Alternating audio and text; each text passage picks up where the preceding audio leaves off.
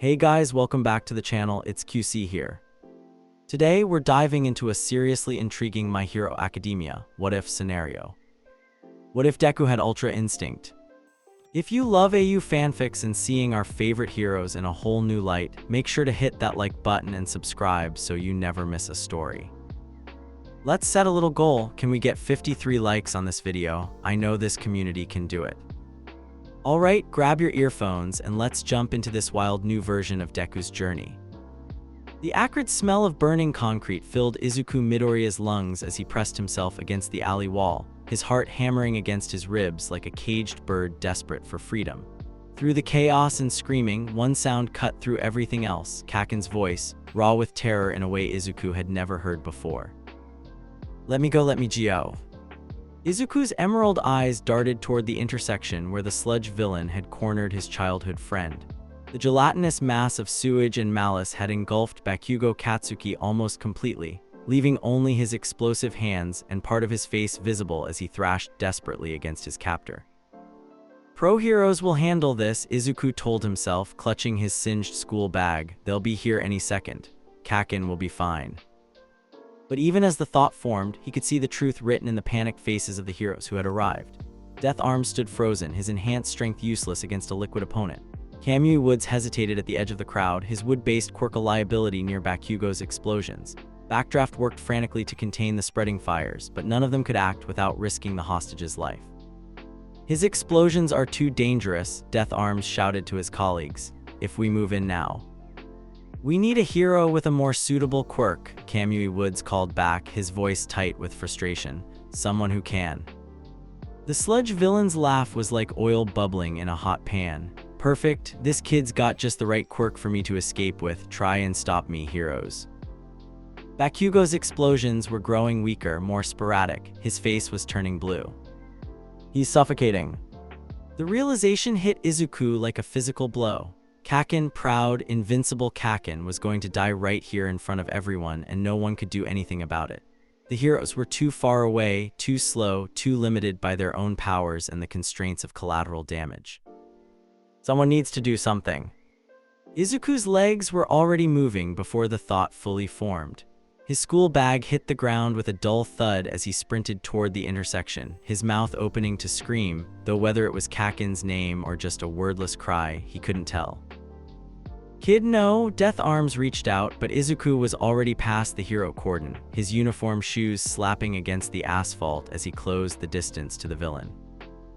The sludge creature's eyes, 2 points of malevolent green light in the writhing mass, fixed on the approaching boy. Another brat, what do you think you can do, kid? I don't know, Izuku thought desperately. I don't have a quirk, I can't do anything, but I have to try. The villain's pseudopod lashed out like a whip, aiming to swat this new nuisance aside. Izuku saw it coming, the attack moving in what felt like slow motion, and something inside his mind went perfectly, crystallinely quiet. Time seemed to stretch like taffy. The sounds of the crowd, the roar of flames, even his own heartbeat faded to distant whispers.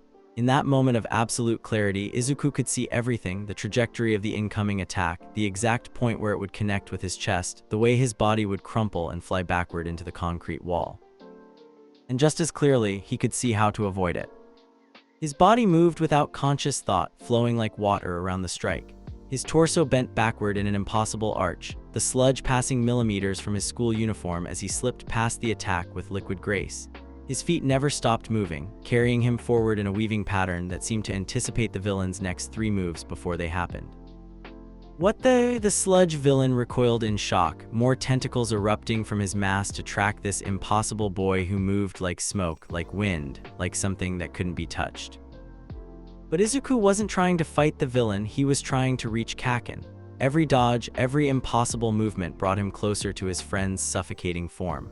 Around his body, barely visible in the harsh afternoon light, wisps of silver energy began to dance like heat mirages. The crowd fell silent, even the heroes staring in stunned disbelief as a quirkless boy performed feats that should have been impossible. Izuku's movements were too fluid, too perfect, each step placed exactly where it needed to be, each dodge timed to perfection without any apparent thought or calculation. Kaken, Izuku's voice rang out clear and strong as he reached his friend's position. The sludge villain struck again and again, each attack missing by fractions as Izuku seemed to flow around them like water finding its way between stones. With one smooth motion, Izuku's hands found Bakugo's free arm and pulled, his enhanced reflexes allowing him to yank his friend away from a grasping tendril at the exact moment the villain's grip loosened. They tumbled together across the pavement, rolling to safety as the sludge villain roared in fury and confusion. "How did a quirkless nobody?" the villain began, but his words were cut short by a booming voice that seemed to shake the very air. "Fear not, Citizens, why? Because I am here."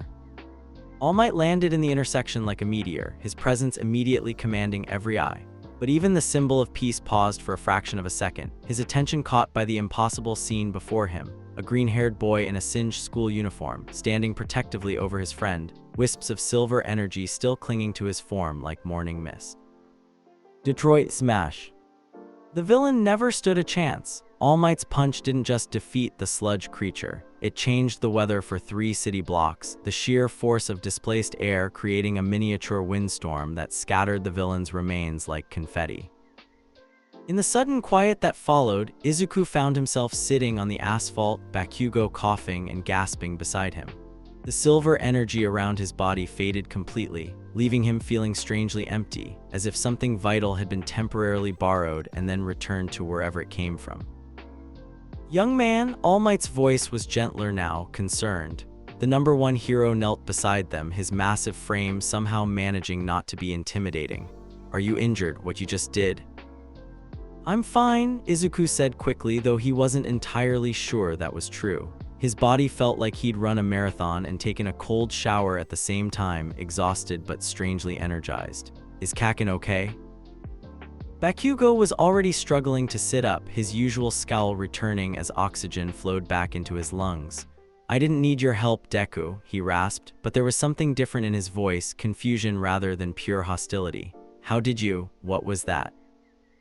Izuku stared down at his hands, turning them over as if seeing them for the first time. "I don't know," he admitted, "I just moved." All Might studied the boy with eyes that had seen countless quirks, countless heroes, countless impossible things made mundane through understanding. But this was something new, something that made his analytical mind race with possibilities and his hero's instincts sing with potential. "Young man," the symbol of peace said carefully, "might I have a word with you, alone?" 20 minutes later, Izuku found himself on a familiar rooftop, the same one where his dreams had been systematically crushed just hours earlier.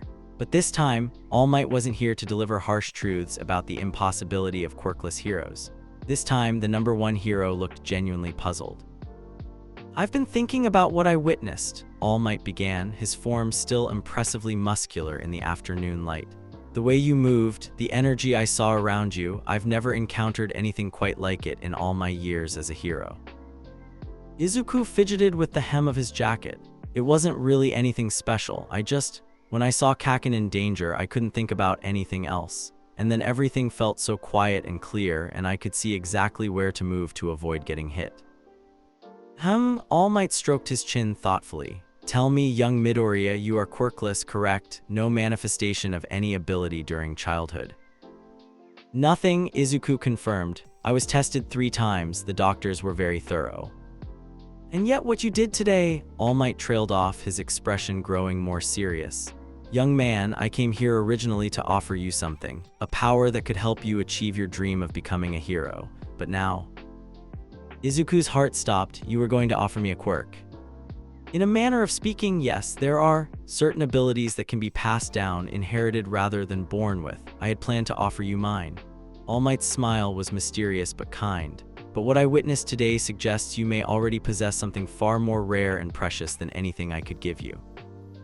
"But I'm quirkless." "Are you?" All Might interrupted gently. "Quirks are genetic mutations that appeared roughly 200 years ago. But what if there were other kinds of power, older kinds, things that existed before quirks, before our modern understanding of what humans can achieve?" Izuku stared at him, mind racing. "You think what happened today wasn't a quirk?"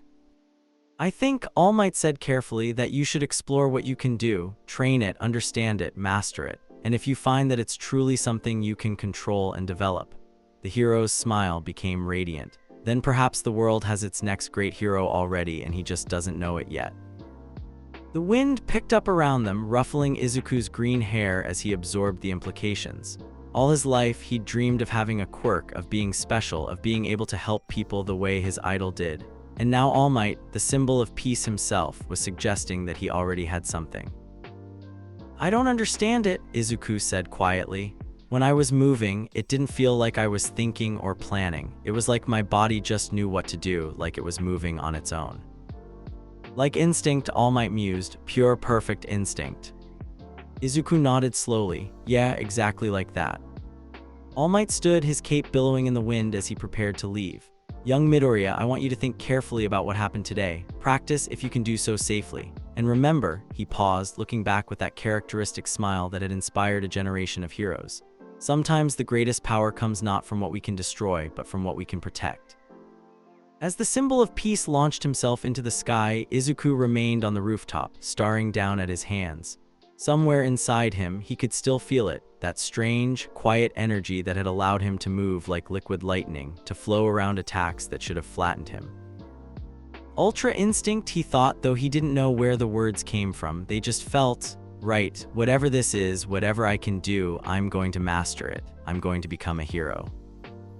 For the first time in his life, that dream didn't feel impossible. As the sun began to set over Musutafu, Izuku Midoriya closed his eyes and tried to find that perfect, quiet state of mind again. And for just a moment, just a brief, shining instant, he felt the silver energy stir within him once more, responding to his call like an old friend. The age of quirks had produced many heroes. But perhaps it was time for something older, something purer to take the stage. 3 weeks had passed since the sludge villain incident, and Izuku Midoriya felt like he was living in two different worlds. In one world, he was still the same quirkless boy who got picked on at school, still the kid who took detailed notes about heroes in worn notebooks, still the teenager who helped his mother with groceries and apologized for everything. But in the other world, the one that flickered to life in moments of absolute focus, he was something else entirely. Something impossible. "Izuku, breakfast?" his mother called from the kitchen, her voice carrying the same warm concern it always had. She'd noticed the changes, of course. The way he moved more confidently now, the strange scratches and bruises that appeared despite his claims of just being clumsy, the hours he spent in their small apartment's courtyard practicing something.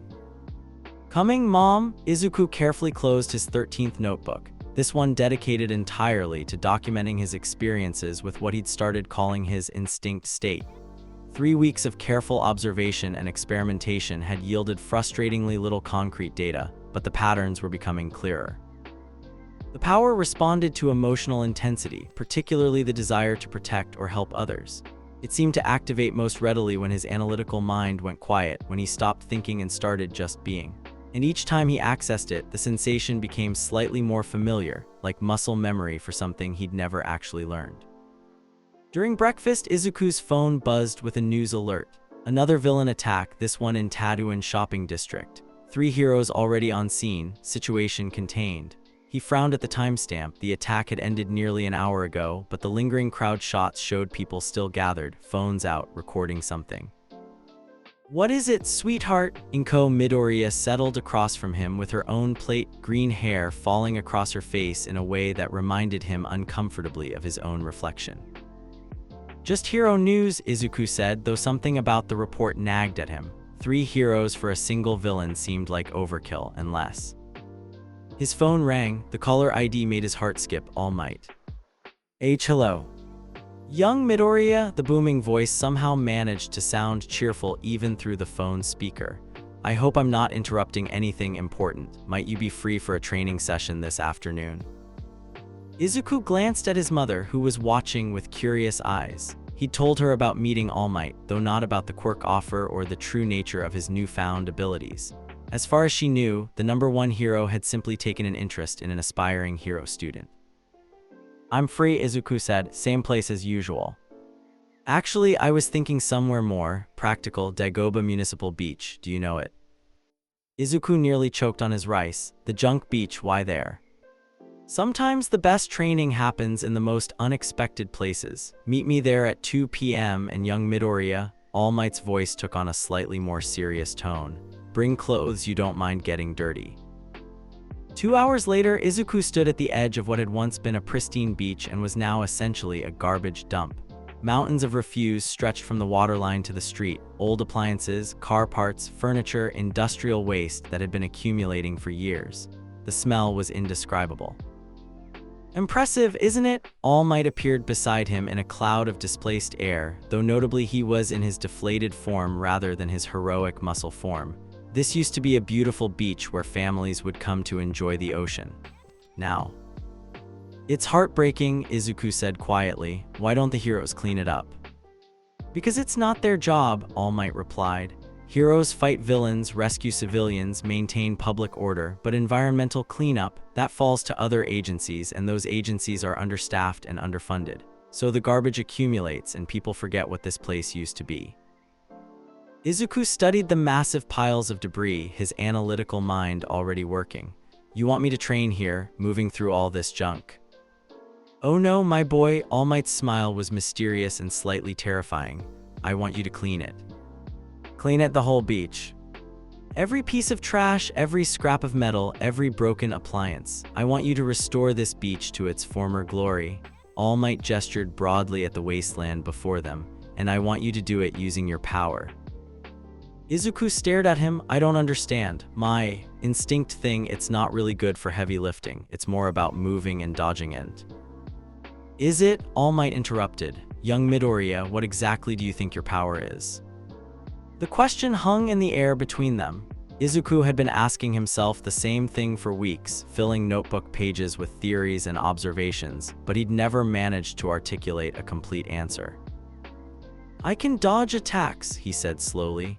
When I'm in that state, I can see where attacks are going to land and move my body to avoid them. It's like my body knows exactly what to do without me having to think about it. And that's it, that's all I can do. All Might's laugh was warm but slightly frustrated. My boy, you're thinking too small. You've categorized your ability as dodging attacks, but what if it's something much broader? What if it's not about avoiding danger, but about finding the perfect path through any challenge? Izuku frowned, trying to follow the logic. You think I could use it for other things? I think, All Might said, walking toward the nearest pile of garbage, that you've only seen the tip of the iceberg. When you moved during the sludge villain attack, your body didn't just avoid obstacles, it found the most efficient route to your objective. What if that same principle could apply to any task requiring optimal movement and positioning? To demonstrate, All Might hefted a broken refrigerator that probably weighed 300 pounds. Traditional strength training would have you lifting increasingly heavy objects to build muscle mass. But your power isn't about strength, is it? It's about efficiency, perfect movement, so instead of lifting the heaviest thing possible. He set the refrigerator down and gestured to the maze of junk around them. Find the most efficient way to move every piece of trash from this beach to the recycling trucks that will arrive each evening. Use your instinct to determine the optimal path, the perfect sequence, the ideal method for each individual piece. Izuku stared at the task before him, his mind reeling. It would take months to clear a beach this size, even with help. Alone, using nothing but his mysterious power and whatever tools he could find. This is impossible, he said. Good, All Might replied. Heroes do impossible things every day, that's what makes them heroes. For the first time since gaining his power, Izuku tried to enter his instinct state intentionally. He closed his eyes, let his analytical mind grow quiet, and reached for that strange, silver energy that lived somewhere between his consciousness and his reflexes. It came easier than it ever had before. When he opened his eyes, the world looked different. Not visually, the garbage was still garbage, the beach was still a disaster. But now he could see pathways, routes, a three-dimensional map of optimal movement overlaid across the chaos before him. Start with the smaller pieces near the waterline, his instincts whispered without words. Create a clear path for the larger items. Work in a spiral pattern from the outside in. This piece of metal scaffolding can be used as a lever for the car engine. The broken shopping cart still has working wheels, use it. His body began to move with fluid precision, each step placed exactly where it needed to be. He didn't think about what to grab next or where to put it, his hands simply knew. The silver energy danced around him more visibly now, responding to his focused intent and the physical nature of the task. For 2 hours, Izuku worked in a state of perfect flow. Each piece of trash found its way to the optimal sorting pile with minimal effort and maximum efficiency. Heavy objects that should have been impossible for a teenage boy to move alone yielded to clever applications of leverage and momentum. His body never seemed to tire, each movement flowing seamlessly into the next like a complex dance choreographed by instinct itself. When he finally stopped, breathing hard but energized, he realized he'd cleared nearly a tenth of the beach. What should have taken him all day had been accomplished in 2 hours, and his body felt strong rather than exhausted. Remarkable, All Might breathed. The #1 hero had been watching from a safe distance, taking notes in a small notebook. Young Midoriya, I've never seen anything quite like that. You moved like each piece of debris was exactly where it needed to be for your purposes. Izuku looked down at his hands, then back at the cleared section of beach. It felt, right, like this was what the power was meant for, not just avoiding danger but finding the perfect way to accomplish any task. Ultra Instinct, All Might said quietly. What? Sorry, just something that occurred to me. Your power, it's like having perfect instinct for any situation. Ultra Instinct, All Might smiled. It suits you. As they walked back toward the street, Izuku's mind was racing with new possibilities. If his power wasn't just about combat, if it could be applied to any task requiring optimal movement and decision-making. All Might, he said, do you really think I could become a hero with this? The symbol of peace stopped walking and turned to face him fully. Young Midoriya, I've been a professional hero for decades. I've seen every type of quirk imaginable, fought villains with powers that defy physics and logic. But what you have, it's not just a power, it's an approach to existence itself. Perfect adaptation, perfect response, perfect flow. He placed a massive hand on Izuku's shoulder. With training, with dedication, with the right guidance, I don't just think you could become a hero. I think you could become something the world has never seen before. That evening, Izuku sat in his room updating his notebook. The day's training had revealed so much about his abilities, but it had also raised new questions. How far could this power extend? What were its limits? And most importantly, what would it mean for his future as a hero? His phone buzzed with a text from an unknown number. Impressive work today. Keep pushing your limits. TA. Izuku frowned at the cryptic message, but before he could think too much about it, his mother called him for dinner. As he closed the notebook and headed for the kitchen, he caught a glimpse of himself in the mirror. For just a moment, his eyes seemed to flash with a silver light. Tomorrow, he thought, I'll try to maintain the state for even longer. I'll see if I can apply it to schoolwork, to helping mom around the house, to everything. The UA entrance exam was still months away, but Izuku was beginning to understand that his journey to becoming a hero wouldn't follow any traditional path. He didn't have a quirk that could punch through walls or manipulate elements or enhance his physical abilities. Instead, he had something potentially far more powerful, the ability to find the perfect response to any situation. As he joined his mother for dinner, Izuku Midoriya smiled with quiet confidence. He was still quirkless, still analytical, still the same boy who dreamed of helping people. But now he had the power to make those dreams reality. 10 months had passed since Izuku first discovered his Ultra Instinct, and Dagobah Municipal Beach gleamed like a postcard under the morning sun. Where mountains of garbage once stood, families now spread picnic blankets on pristine sand while children built sandcastles near crystal-clear water. But Izuku barely noticed the restoration he'd accomplished. His attention was fixed entirely on the imposing structure before him, UA High School, Japan's most prestigious hero academy, where the entrance exam that would determine his future was about to begin. You've got this, young Midoriya, All Might's voice echoed in his memory from their final training session the night before. Trust your instincts, trust yourself. Easier said than done when surrounded by aspiring heroes whose quirks ranged from impressive to downright terrifying. The boy next to him had engines in his calves. The girl behind him seemed to be made of some kind of flexible metal. And somewhere in the crowd, Izuku could hear the familiar sound of small explosions. Kakin was here too. Welcome, examinees, to UA's entrance exam. President Mike's voice boomed across the auditorium, causing several students to wince. Let's get right to the good stuff, the practical exam. Izuku pulled out his notebook, habit more than necessity at this point, and began taking notes as the voice hero explained the exam format. Combat robots worth different point values, 10 minutes to accumulate as many points as possible. Avoid the 0-point robot at all costs. Standard combat assessment, he analyzed. Favors quirks with obvious offensive capabilities. My Ultra Instinct doesn't directly deal damage, so I'll need to be creative. Any questions? Present Mike scanned the crowd. You there with the curly hair. A boy with dark blue hair and glasses stood up. On the printout, there are 4 types of villains, but you only explained 3. If this is an error in official UA materials, it is highly unprofessional. We are here to be molded into exemplary heroes. Iida Izuku thought, recognizing the earnest tone and formal speaking pattern. The speedster from Saume Private Academy, brother of the pro hero Ingenium. Great question, Present Mike grinned. The 4th robot is worth 0 points, it's just an obstacle. There's one in every battle center, so avoid it if you want to pass. As the explanation continued, Izuku felt a familiar calm settling over his mind. The anxiety that had been building for weeks began to fade, replaced by that crystalline focus he'd learned to cultivate through months of beach training. Around him, other students discussed strategy and showed off their quirks, but Izuku simply breathed and let his analytical mind map out possibilities.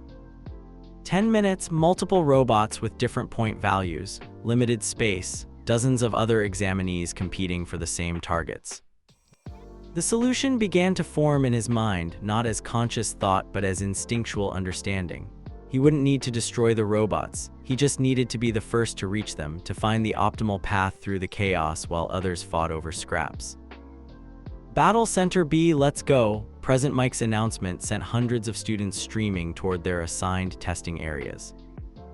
At the gates of Battle Center B, Izuku found himself standing next to the same boy who'd asked about the 4th robot.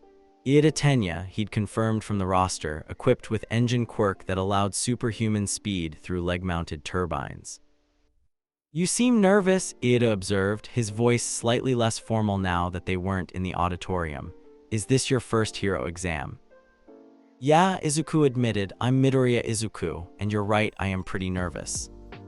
Iida, the other boy adjusted his glasses. Might I ask what your quirk is, for strategic planning purposes, of course? Izuku hesitated. How do you explain Ultra Instinct to someone who's grown up in a world where powers are categorized and quantified? It's hard to describe. Enhanced instincts, I guess. I can predict optimal movements and find the best path through complex situations. Iida nodded thoughtfully. Prediction-type quirks can be incredibly valuable for hero work. Excellent for minimizing civilian casualties and maximizing mission efficiency. Before Izuku could respond, the massive gates began to rise with a mechanical rumble that seemed to shake the ground itself. Beyond the entrance lay a perfect replica of a city district, complete with buildings, streets, and... What are you waiting for? Present Mike's voice echoed from speakers hidden throughout the testing ground. There are no countdowns in real fights, G.O. The other examinees exploded into motion, quirks activating in brilliant displays of power as they rushed into the urban maze. Engines roared, flames erupted, ice crystals spread across pavement. Within seconds, the first robot-destroying explosions echoed from deep within the mock city. Izuku closed his eyes for just a moment, reaching for that perfect stillness at his core. When he opened them again, the world had transformed. Silver energy danced around his body like liquid starlight as Ultra Instinct flooded his system. The chaos of the exam became a complex puzzle with clearly visible solutions. His enhanced perception could track the movement of every other examinee, predict the optimal routes through the city streets, identify which robots would be engaged by whom and when. Most students are going for the obvious targets, his instincts whispered. But there, an alley system that connects to a maintenance area, 3 one-point robots isolated, then up to the rooftops where the 2-point units patrol. Save the 3-point robots for last when other examinees are tired. His body moved with liquid grace, flowing past other students who were still accelerating from their starting positions. Where they ran in straight lines toward the nearest targets, Izuku wove through the urban landscape like water finding the perfect path downhill. The first 1-point robot never saw him coming. It was a basic humanoid model, armed with simple weaponry and programmed for direct assault. As it turned to engage a student with a hardening quirk, Izuku flowed around its blind spot and struck the emergency shutdown button hidden behind its left shoulder panel. Information he'd absorbed from months of hero analysis and intuitive understanding of mechanical design. The robot toppled with a mechanical groan, and Izuku was already moving toward the next target before it hit the ground. 1.9 minutes 43 seconds remaining. The second robot was engaged with a girl whose quirk seemed to involve manipulating gravity. She was struggling with its heavy armor, her attacks creating small dents but no decisive damage. Izuku approached from above, having scaled a fire escape with impossible agility, and dropped down to hit the robot's main power coupling at the base of its neck. 2.9 minutes 15 seconds remaining. "Hey," the gravity girl called as the robot shut down. "Thanks for the assist." Izuku was already 3 buildings away. The rooftop section proved more challenging. 2-point robots were faster, more agile, equipped with ranged weaponry that could track multiple targets. But they were also predictable in their programming, following engagement protocols that Ultra Instinct could read like an open book. Izuku flowed between laser blasts that hadn't been fired yet, his body moving through spaces that wouldn't exist for another 2 seconds. Each robot fell to precise strikes on critical systems, disable rather than destroy, efficiency over spectacle. 8.6 minutes 21 seconds remaining. Below him, the sounds of combat were intensifying. Explosions rocked the mock city as students with more destructive quirks unleashed their full power on the 3-point robots. Izuku could see Kakin in the distance, his explosion quirk reducing robots to scrap metal with characteristic overkill. Time for the real challenge. The 3-point robots were the size of small mechs, heavily armored and equipped with multiple weapon systems. Most students were attacking them head-on, using raw power to breach their defenses. It was working, but slowly, and several examinees had already sustained injuries that forced them to withdraw. Izuku dropped down into the main plaza where the largest concentration of 3-point robots had gathered.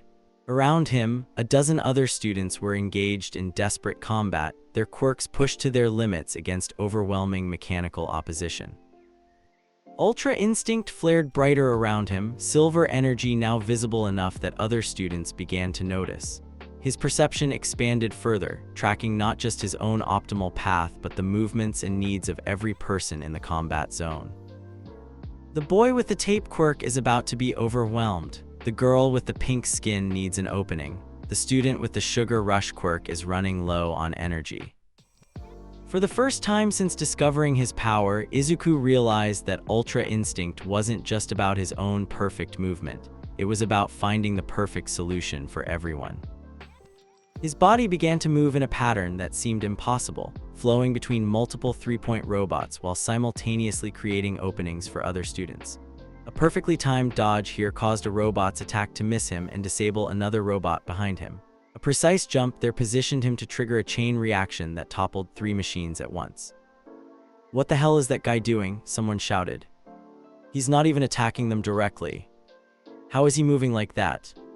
14 points, 3 minutes 47 seconds remaining. And then the ground began to shake. The 0-point robot emerged from between 2 buildings like a walking skyscraper, its massive form blotting out the sun as it surveyed the mock city below. Students scattered in all directions, their point gathering forgotten in the face of this ultimate obstacle. But Izuku's enhanced perception caught something others missed, a flash of brown hair and pink cheeks beneath a fallen piece of debris in the robot's path. The gravity girl from earlier, trapped, the 0-point robot will crush her in 37 seconds. Every instinct screamed at him to run, to follow the other students to safety. This wasn't part of the exam strategy. Engaging the 0-pointer offered no points, only danger. But as the massive robot took another thunderous step toward the trapped girl, Ultra Instinct offered him a different kind of solution. Perfect movement isn't just about avoiding danger, he realized. It's about finding the perfect path to protect others. Izuku sprinted toward the 0-point robot as every other student fled in the opposite direction.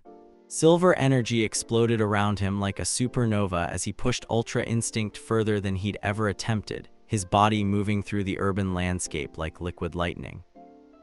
The robot's massive foot was descending toward the trapped girl when Izuku reached her position.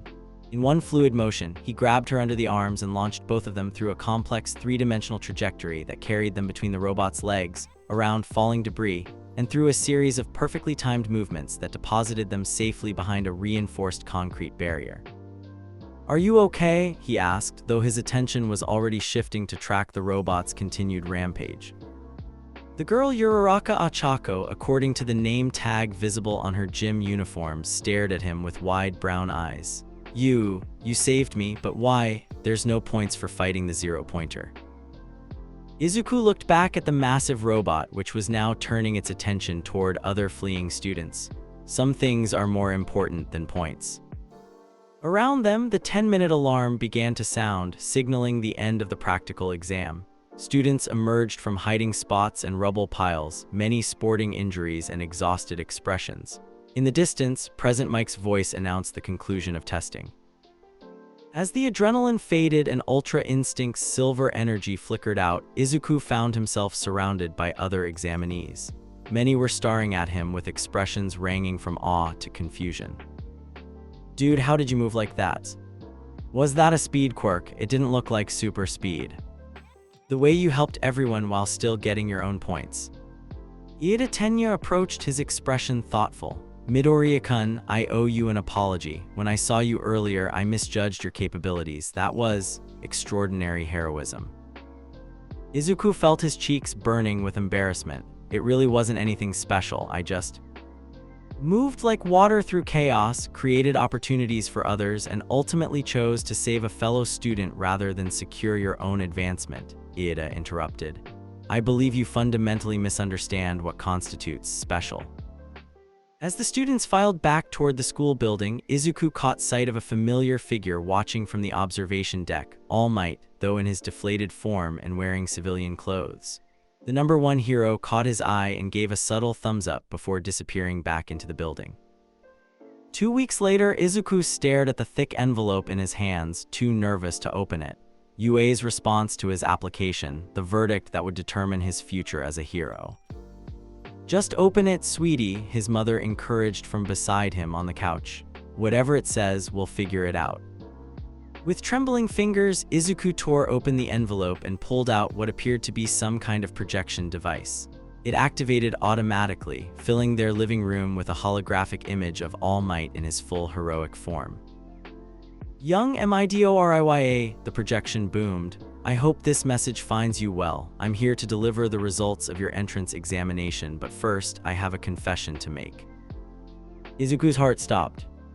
I've been watching your progress for months now, both officially as a UA faculty member and personally as someone who believes in your potential.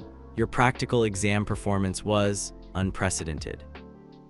The hologram shifted to show footage from the exam, Izuku moving through the city like liquid silver, helping other students while accumulating points with impossible efficiency, finally sacrificing his own advancement to save Uraraka.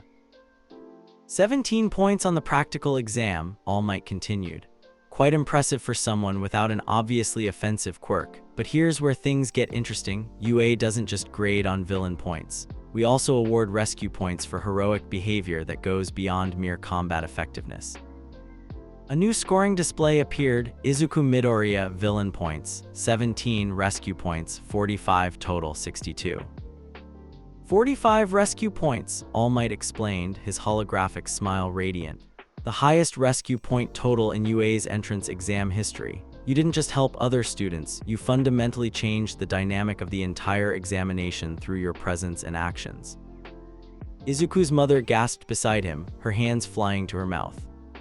However, All Might's expression became more serious. Your unique abilities and unconventional approach to heroism have prompted extensive faculty discussion. Your acceptance to UA comes with certain conditions. Izuku's stomach dropped. You will be enrolled in Class 1A under special academic provisions. Your training regimen will be customized to develop your specific abilities, which our analysis suggests are unlike any quirk in our databases. You will work closely with specialized faculty to understand and master your power, and you will be expected to maintain the highest standards of heroic conduct, as you will undoubtedly be watched closely by both peers and media. The projection leaned forward conspiratorially. Between you and me, young Midoriya, I suspect your journey at UA will be unlike anything the school has ever seen. Are you ready for that challenge? The hologram flickered and transformed into a final message. Welcome to UA High School Hero Course Class 1A. As the projection faded, Izuku sat in stunned silence. He'd done it. Against all odds, despite being quirkless in a world obsessed with quirks, he'd been accepted to the most prestigious hero academy in Japan. "I'm so proud of you," his mother whispered, tears streaming down her face. "Your father would be so proud too." That night, as Izuku updated his notebook with the day's monumental events, he reflected on the journey that had brought him here. Months ago, he'd been a quirkless boy with impossible dreams. Now he was a soon-to-be UA student with impossible powers. But as he prepared for bed, one thought lingered in his mind. If UA's faculty were already calling his abilities unlike any quirk in their databases, what would happen when he encountered villains who specialized in analyzing and countering quirks? "I guess I'll find out soon enough," he thought, watching silver energy dance briefly around his fingertips before fading into the darkness. In 3 weeks, his real education would begin.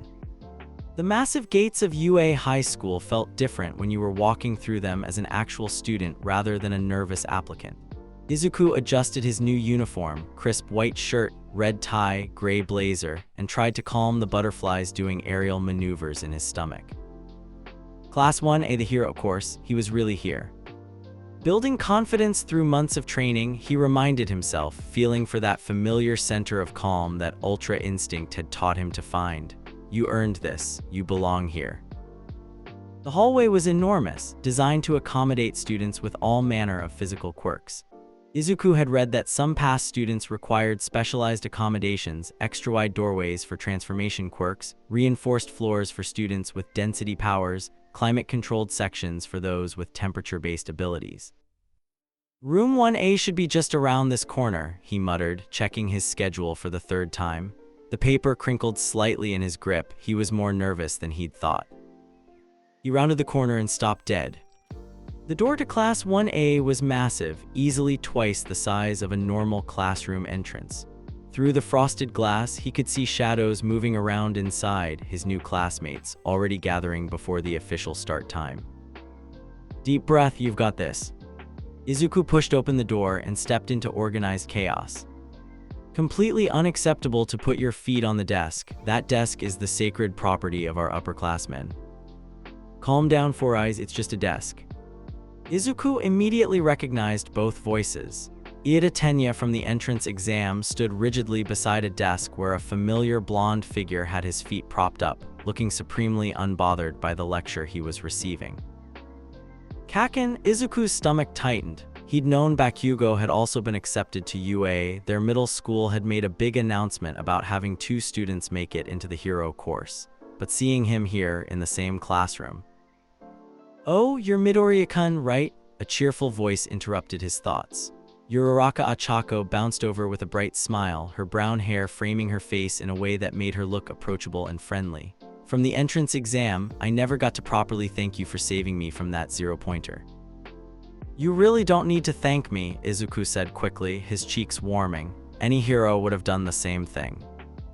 "But that's just it, you weren't thinking like you were trying to be a hero, you were just being one." Her expression grew more serious. "That's not as common as you might think." Before Izuku could respond, a familiar explosive voice cut through the classroom chatter. "Deku." The single word carried enough venom to make several nearby students look up in alarm. Bakugo had abandoned his argument with Iida and was now stalking toward them, his red eyes fixed on Izuku with an intensity that promised trouble. "Kaken," Izuku replied, instinctively checking his emotional state. Calm, centered, no need for Ultra Instinct to activate, this was just Bakugo being Bakugo. "Don't Kaken me, you bastard." Bakugo's hands were already smoking slightly, small pops of ignition dancing across his palms. "I saw the footage from the entrance exam. What the hell was that supposed to be?" "What do you mean?" "You know exactly what I mean." Bakugo's voice rose, drawing more attention from their classmates, moving like some kind of ghost, helping other people, playing the hero. "Since when do you have a quirk?" The classroom went quiet. Izuku was acutely aware of 20 pairs of eyes focused on them, his new classmates clearly sensing drama brewing. Izuku started, then stopped. "How do you explain Ultra Instinct to someone who's known you since childhood, who's built his entire identity around being superior to the quirkless Deku?" "I've always had it," he said finally. "It just took time to manifest." It wasn't technically a lie. Ultra Instinct did feel like something that had always been inside him, waiting for the right moment to emerge. But the look in Bakugo's eyes suggested he wasn't buying it. "Bullshit, I've known you since we were kids, Deku. You were quirkless," the doctor said. "Sometimes doctors are wrong." "If you two are quite finished," a new voice interrupted, dry and tired sounding, "I'd like to begin class." Everyone turned toward the door, where a man in a black sleeping bag was somehow standing upright despite being completely zipped up to his neck. Only his face was visible, framed by long black hair and marked by what appeared to be permanent exhaustion. "It took you 8 seconds to quiet down after I spoke," the man continued, shuffling into the classroom. "In a real emergency, that delay could mean the difference between life and death for civilians. Rationality should dictate your behavior, not curiosity about personal drama." He turned to face the class fully, and Izuku felt a chill of recognition. Those tired eyes belonged to Eraserhead, the underground hero known for erasing other people's quirks and taking down villains through pure combat skill and tactical thinking. "I'm Aizawa Shouta, your homeroom teacher. Before we begin with official introductions and administrative nonsense, we're going to have a quick assessment of your current abilities." He pulled what looked like a gym uniform out of his sleeping bag. "Put these on and meet me at the athletic grounds. You have 5 minutes." The locker room was a flurry of nervous energy as 20 students changed into matching blue and white gym uniforms. Conversations buzzed around Izuku as he dressed, his classmates speculating about what kind of assessment they'd be facing. "Heard Aizawa-sensei has expelled entire classes on the first day." "Probably just basic fitness tests, right? How hard could it be?" "My brother said UA teachers are completely unpredictable." Izuku tuned out the chatter, focusing instead on the subtle sensation of Ultra Instinct humming just below his consciousness. Ever since the entrance exam, the power had felt more accessible, like a muscle that had been strengthened through use. He could sense it there, ready to emerge whenever he needed perfect movement or optimal decision-making. Whatever this assessment is, he thought, I'll be ready. The athletic grounds were impressive even by UA's standards, a full track and field setup with additional areas for quirk-specific training. The 20 students of Class 1A gathered in a loose group, their conversations dying down as Aizawa emerged from the building. Before we begin, their teacher said, holding up a softball, I want to establish baseline expectations. In middle school, you were probably restricted from using your quirks during physical activities. Here at UA, that limitation doesn't exist. We need to understand what you're truly capable of. He tossed the ball to Bakugo. You finished second in the entrance exam practical. Throw this ball as far as you can using your quirk. Bakugo caught the softball with a predatory grin. Finally, a real test. He wound up like a professional pitcher, his throwing arm beginning to smoke. Die. The explosion that accompanied his throw was visible from space. The softball rocketed away like a comet, disappearing into the distance, trailing smoke and the scent of burnt air. Aizawa held up a device that looked like a cross between a smartphone and a radar gun. 705.2 meters, impressive raw power. He turned to address the class, his expression as tired as ever. You'll be performing 8 physical tests today. Based on your performance, I'll rank you from first to last. Whoever comes in last, his smile was absolutely terrifying, gets expelled immediately. The stunned silence that followed was broken by Uraraka's shocked voice. But that's not fair, it's only our first day. Fair? Aizawa's expression didn't change. Natural disasters aren't fair. Villain attacks aren't fair. Accidents that require rescue operations aren't fair. If you're going to become heroes, you need to understand that fairness is a luxury you can't always afford. He gestured toward the various testing stations set up around the grounds. 50-meter dash, grip strength, standing long jump, repeated side steps, ball throw, distance run, sit-ups, and seated toe touch. You have 2 hours. Begin. As the class scattered toward different stations, Izuku found himself analyzing the situation with the same tactical mindset that Ultra Instinct had been teaching him. 8 tests, 20 students, 2 hours. Some tests would favor certain types of quirks, speed enhancers for the dash, strength augmenters for grip strength, etc. But what about students whose quirks weren't obviously physical? What about someone like himself, whose power was more about optimization than raw enhancement? Find the perfect approach for each test, he decided. Don't try to compete with raw power, focus on efficiency and technique. He started with the 50-meter dash, lining up beside Ida and a girl with long black hair whose quirk he didn't recognize. As they took their positions, Izuku let his mind go quiet and reached for that familiar state of perfect clarity. Silver energy flickered around him as Ultra Instinct engaged. The world slowed slightly, his perception expanding to track optimal body positioning, stride length, breathing rhythm. He could see the most efficient path down the track as clearly as if it were painted on the ground. Ready, Gyo. Ida's engines roared to life, launching him down the track like a human rocket. But Izuku was already moving, his body flowing into a running form that was textbook perfect in every detail. Each footstep landed at the optimal point, each arm swing contributed maximum momentum, each breath coordinated perfectly with his stride pattern. He crossed the finish line in third place, behind Iida's 3.04 seconds and the black-haired girl's surprising 2.98 seconds, but ahead of everyone else with a time of 4.13 seconds. Interesting, Aizawa muttered, making a note on his tablet. No obvious speed enhancement, but nearly perfect running form. What's your quirk, Midoriya?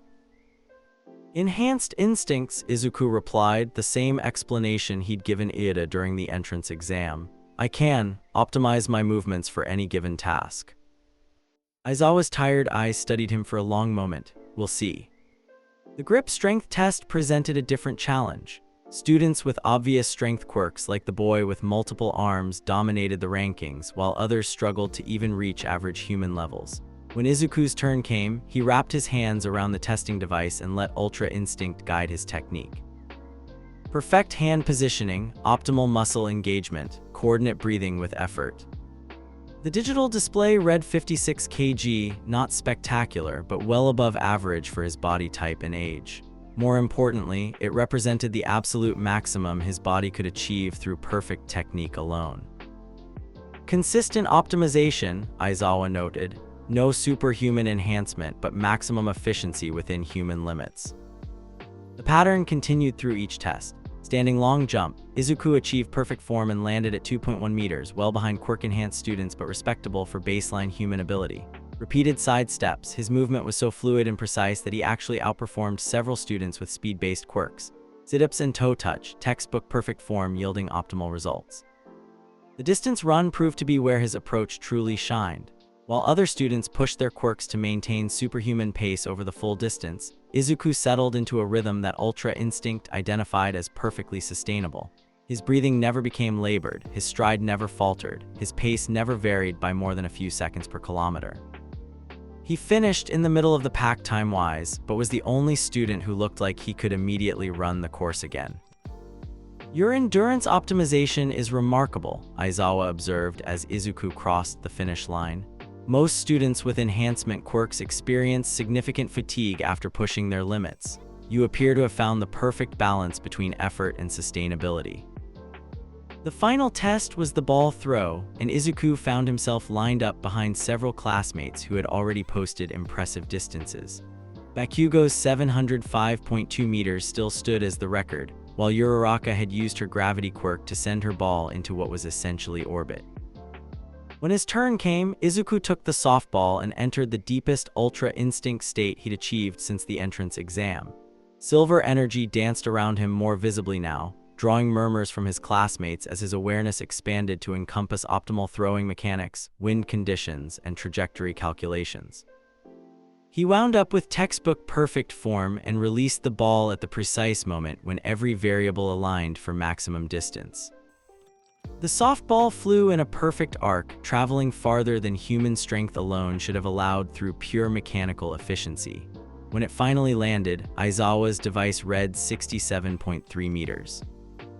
Interesting, their teacher said, though his expression remained neutral. No superhuman strength, no quirk-based enhancement, but optimization that exceeds normal human limits through technique alone. As the final test concluded and students gathered to hear their rankings, Izuku felt cautiously optimistic. He hadn't dominated any single category, but his consistent performance across all tests should have kept him out of last place. "The results are in," Aizawa announced, holding up his tablet. "Your rankings from first to last." The list appeared on a large display screen beside the athletic grounds. Yaoyorozu Momo, Todoroki Shouda, Bakugo Katsuki, Ida Tenya, Midoriya Izuku, Takami Fumikage. Hey. Izuku stared at his name in 5th place, hardly believing what he was seeing. He'd not only avoided expulsion, he'd ranked in the top quarter of the class. "Midoriya," Aizawa called, approaching him as the other students began to disperse. "I want to speak with you privately." Izuku's stomach clenched. Had he done something wrong, revealed too much about his abilities? "Your performance today was unusual," Aizawa continued once they were alone. "I've been teaching at UA for years, and I've seen every type of quirk imaginable, but what you displayed wasn't a quirk in any conventional sense." "I don't understand." "Your enhanced instincts don't register on any of my analytical equipment. There's no measurable energy output, no physical transformation, no environmental manipulation. And yet you consistently performed at the absolute peak of human capability across every test." Aizawa's tired eyes studied him intently. "What exactly is your quirk, Midoriya?" Izuku felt Ultra Instinct stirring in response to the stress of the conversation, silver energy beginning to dance around his periphery. It's hard to explain. When I focus completely, I can see the optimal way to approach any physical task. My body just knows what to do." "Show me." "What?" "Activate your quirk right now. I want to see exactly what happens when you use your power." Izuku hesitated, then nodded and let his mind go quiet. Ultra Instinct flowed through him like liquid starlight, the silver energy becoming visible as his awareness expanded and his body entered that state of perfect readiness. Aizawa's eyes never left him, and Izuku realized the teacher was using his own quirk, Erasure, trying to cancel whatever power he was witnessing. Nothing happened. Ultra Instinct continued to flow through him, uninterrupted. "Fascinating," Aizawa muttered, deactivating his quirk. "My erasure had no effect whatsoever. Either your power isn't a quirk in the traditional sense, or it operates on principles I don't understand." The silver energy faded as Izuku let Ultra Instinct recede. "Does that mean, am I in trouble?" "Trouble? No." Aizawa's tired expression might have actually contained a hint of curiosity. "But it does mean your training regimen will require special attention. Whatever your power is, it's unlike anything in our databases. We'll need to understand it better if we're going to help you reach your potential." As they walked back toward the main building, Aizawa continued, "One more thing, Midoriya. That story about expelling the last place student, it was a logical ruse to push everyone to their limits. No one was actually going to be expelled today." Izuku nearly stumbled. "A lie." "A teaching tool, fear of failure can reveal a student's true character faster than any written exam." Aizawa glanced at him sideways. "You performed exceptionally well under that pressure. Most students with optimization-type quirks become paralyzed when stakes are high, too focused on finding the perfect solution to take any action at all. You found the balance between analysis and action." That evening, as Class 1A settled into their homeroom for administrative activities, Izuku found himself the subject of curious glances and whispered conversations. His classmates had clearly noticed something unusual about his performance, but none of them seemed quite able to identify what it was. "Midoriya-kun," Yaoyorozu Momo approached his desk during a break. "I hope you don't mind my asking, but your quirk is quite intriguing. I've never encountered an optimization ability that worked across such a broad range of physical activities." Thank you," Izuku replied, still slightly overwhelmed by being addressed by the girl who'd ranked first in their class. "Your creation quirk is amazing. Being able to produce any object from your body's lipids, the applications for hero work must be incredible." "You've analyzed my quirk already?" Yaoyorozu seemed pleased rather than offended. "Most people focus on the obvious combat applications and miss the utility aspects." "I've been studying heroes and quirks for years," Izuku admitted. "It's kind of a hobby. The way you created that cannon during the ball throw while simultaneously calculating the optimal trajectory, it showed incredible tactical thinking." Their conversation was interrupted by Bakugo slamming his hand down on Izuku's desk hard enough to make the pencils jump. "I don't know what kind of game you're playing, Deku," he snarled, his red eyes blazing with familiar fury. "But I know you're hiding something. That wasn't any optimization quirk I've ever seen." "Kakin, don't give me that innocent act." Bakugo's voice rose again, drawing attention from across the classroom. "I've known you since we were kids, you were quirkless. And now suddenly you show up at UA moving like some kind of martial arts master with perfect technique in everything you do." The classroom had gone quiet again, though this time several students looked ready to intervene if things escalated further. "Bakugo-kun," Iida's voice cut through the tension, formal and disapproving. "Your behavior is completely inappropriate for a classroom setting. If you have concerns about a classmate's quirk, there are proper channels. Stay out of this, Four Eyes." Actually, Aizawa's tired voice came from the doorway. "Iida is correct. Bakugo, sit down. We have administrative work to complete, and your personal issues with other students can be addressed during appropriate times and venues." Bakugo glared at Izuku for another long moment, then stalked back to his seat with audible muttering about fake quirks and lying nerds. As the class settled back into administrative routine, Izuku caught Aizawa watching him with those tired, analytical eyes. The teacher's expression was unreadable, but Izuku got the distinct impression that his homeroom instructor was filing away every detail of the confrontation for future reference. "He knows there's more to my power than I'm telling him," Izuku realized, "and he's going to keep watching until he figures out what it is." The thought was both intimidating and oddly comforting. If anyone could help him understand Ultra Instinct better, it would probably be a teacher who specialized in analyzing and countering quirks. But first, he had to survive whatever other challenges UA would throw at him. As the final bell rang and Class 1A prepared to head home, Izuku gathered his things and reflected on his first day. He'd passed every test, earned his place in the top tier of his class, and begun to establish relationships with his new classmates. But he'd also attracted the attention of both his teacher and his childhood rival, both of whom clearly suspected there was more to his abilities than he was revealing. Tomorrow, he thought, things are going to get even more complicated. Walking toward the school gates, Izuku noticed Uraraka waiting by the entrance, apparently looking for someone. When she spotted him, her face lit up with a bright smile. "Midoriya-kun, I was hopping to catch you. I wanted to ask." She seemed to hesitate, then pushed forward with determination. "Would you maybe want to walk to the train station together? I mean, if we're going the same direction." "Sure," Izuku replied, feeling his cheeks warm slightly. "I'd like that." As they walked through the fatting afternoon light, Uraraka chatted easily about their first day, their classmates, her excitement about finally being at UA. But eventually, her conversation turned to the question that seemed to be on everyone's mind. "Your quirk is really something special," she said.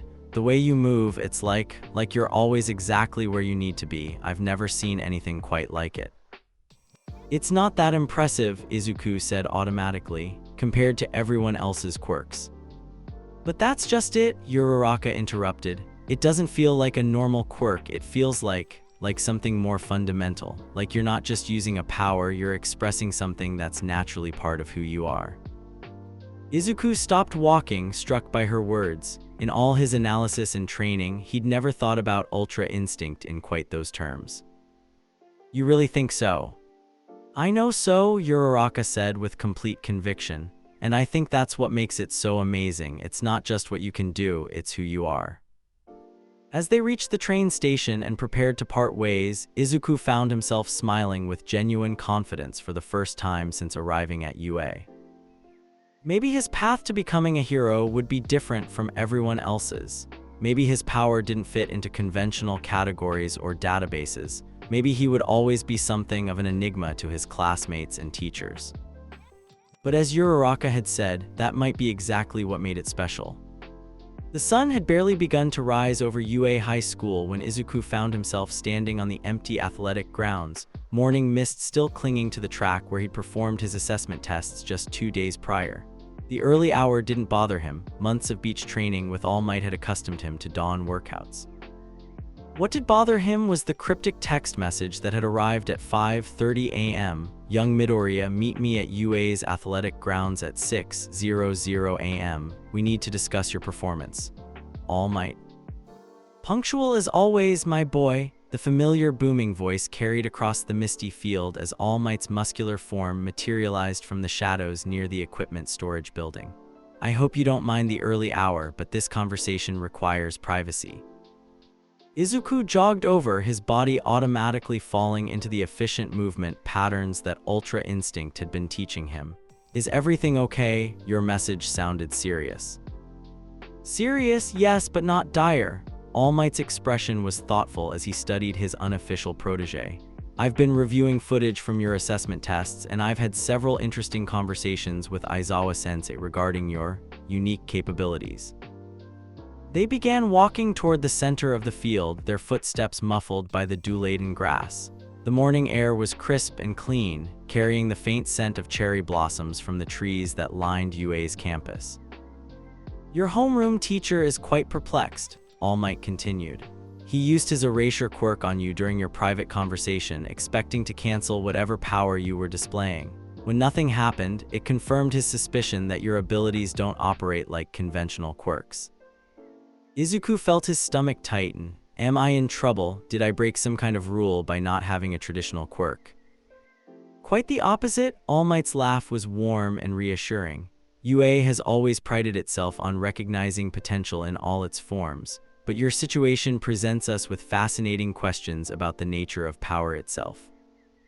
They stopped in the center of the field, the massive school buildings surrounding them like silent sentinels. In the growing light, Izuku could see other early rising students beginning to arrive for morning training sessions. Tell me, All Might said, his voice taking on a more serious tone, have you given any thought to the origins of your power, where it comes from, why it manifested when it did? Izuku had been wondering about exactly that question for months. I've researched everything I could find about late-blooming quirks, genetic anomalies, even historical accounts of unusual abilities, but nothing quite matches what I can do. Because you've been looking in the wrong places, All Might replied gently. You've been searching quirk databases and modern scientific literature, but what if your power predates the age of quirks entirely? The words hit Izuku like a physical blow. Predates quirks, but that's impossible. Powers only appeared 200 years ago when the first luminescent baby was born in Ching Ching City. Official powers, yes, documented, scientifically studied, genetically traceable abilities. All Might's eyes gleamed with something that might have been excitement. But human history spans millennia, young Midoriya. Do you really think that in all that time, no one ever discovered methods of transcending normal human limitations? They began walking again, this time toward a secluded training area surrounded by tall walls. All Might produced a key card and swiped them through a security gate that Izuku hadn't even noticed. Martial arts, All Might continued as they entered what appeared to be a private dojo. Meditation practices, spiritual disciplines. For thousands of years, humans have pursued techniques for achieving perfect movement, perfect awareness, perfect response to any situation. The training space was elegant in its simplicity. Polished wooden floors, mirrored walls, traditional Japanese aesthetic merged seamlessly with modern safety equipment. But what caught Izuku's attention was the collection of books and scrolls arranged on shelves along one wall, their spines bearing titles in languages he couldn't read. I've been researching, All Might admitted, following Izuku's gaze. Ancient texts, philosophical treatises, historical accounts of individuals who achieved seemingly impossible feats through pure technique and mental discipline. He pulled one particular scroll from the shelf and carefully unrolled it on a low table. The parchment was obviously very old, covered in elegant calligraphy and detailed illustrations of human figures in various poses. This is from a Tibetan monastery dating back nearly 800 years. It describes a state of being they called perfect action, movement without thought, response without delay, technique without conscious control. All Might's finger traced one of the illustrations. The practitioner would enter a mental state where their body moved with absolute efficiency, guided by instinct rather than conscious decision. Izuku stared at the ancient drawings, his heart racing. The figures in the illustrations were shown surrounded by what looked like flowing energy, their poses suggesting impossible grace and fluid movement. It looks like he began then stopped. Like you, when you enter your instinct state, All Might finished. The energy patterns, the body positioning, the sense of flowing around obstacles rather than confronting them directly. But these are just drawings, ancient mythology. There's no proof that anyone actually achieved this kind of. Isn't there? All Might interrupted gently. Young Midoriya, you achieve it every time you access your power. You move with perfect efficiency, respond to threats before they fully manifest, find optimal solutions to complex problems without conscious analysis. If you can do it, why is it so difficult to believe that others throughout history have done the same? Izuku sank into one of the meditation cushions arranged around the table, his mind reeling. Everything he thought he knew about his abilities, about the uniqueness of his situation, was being challenged.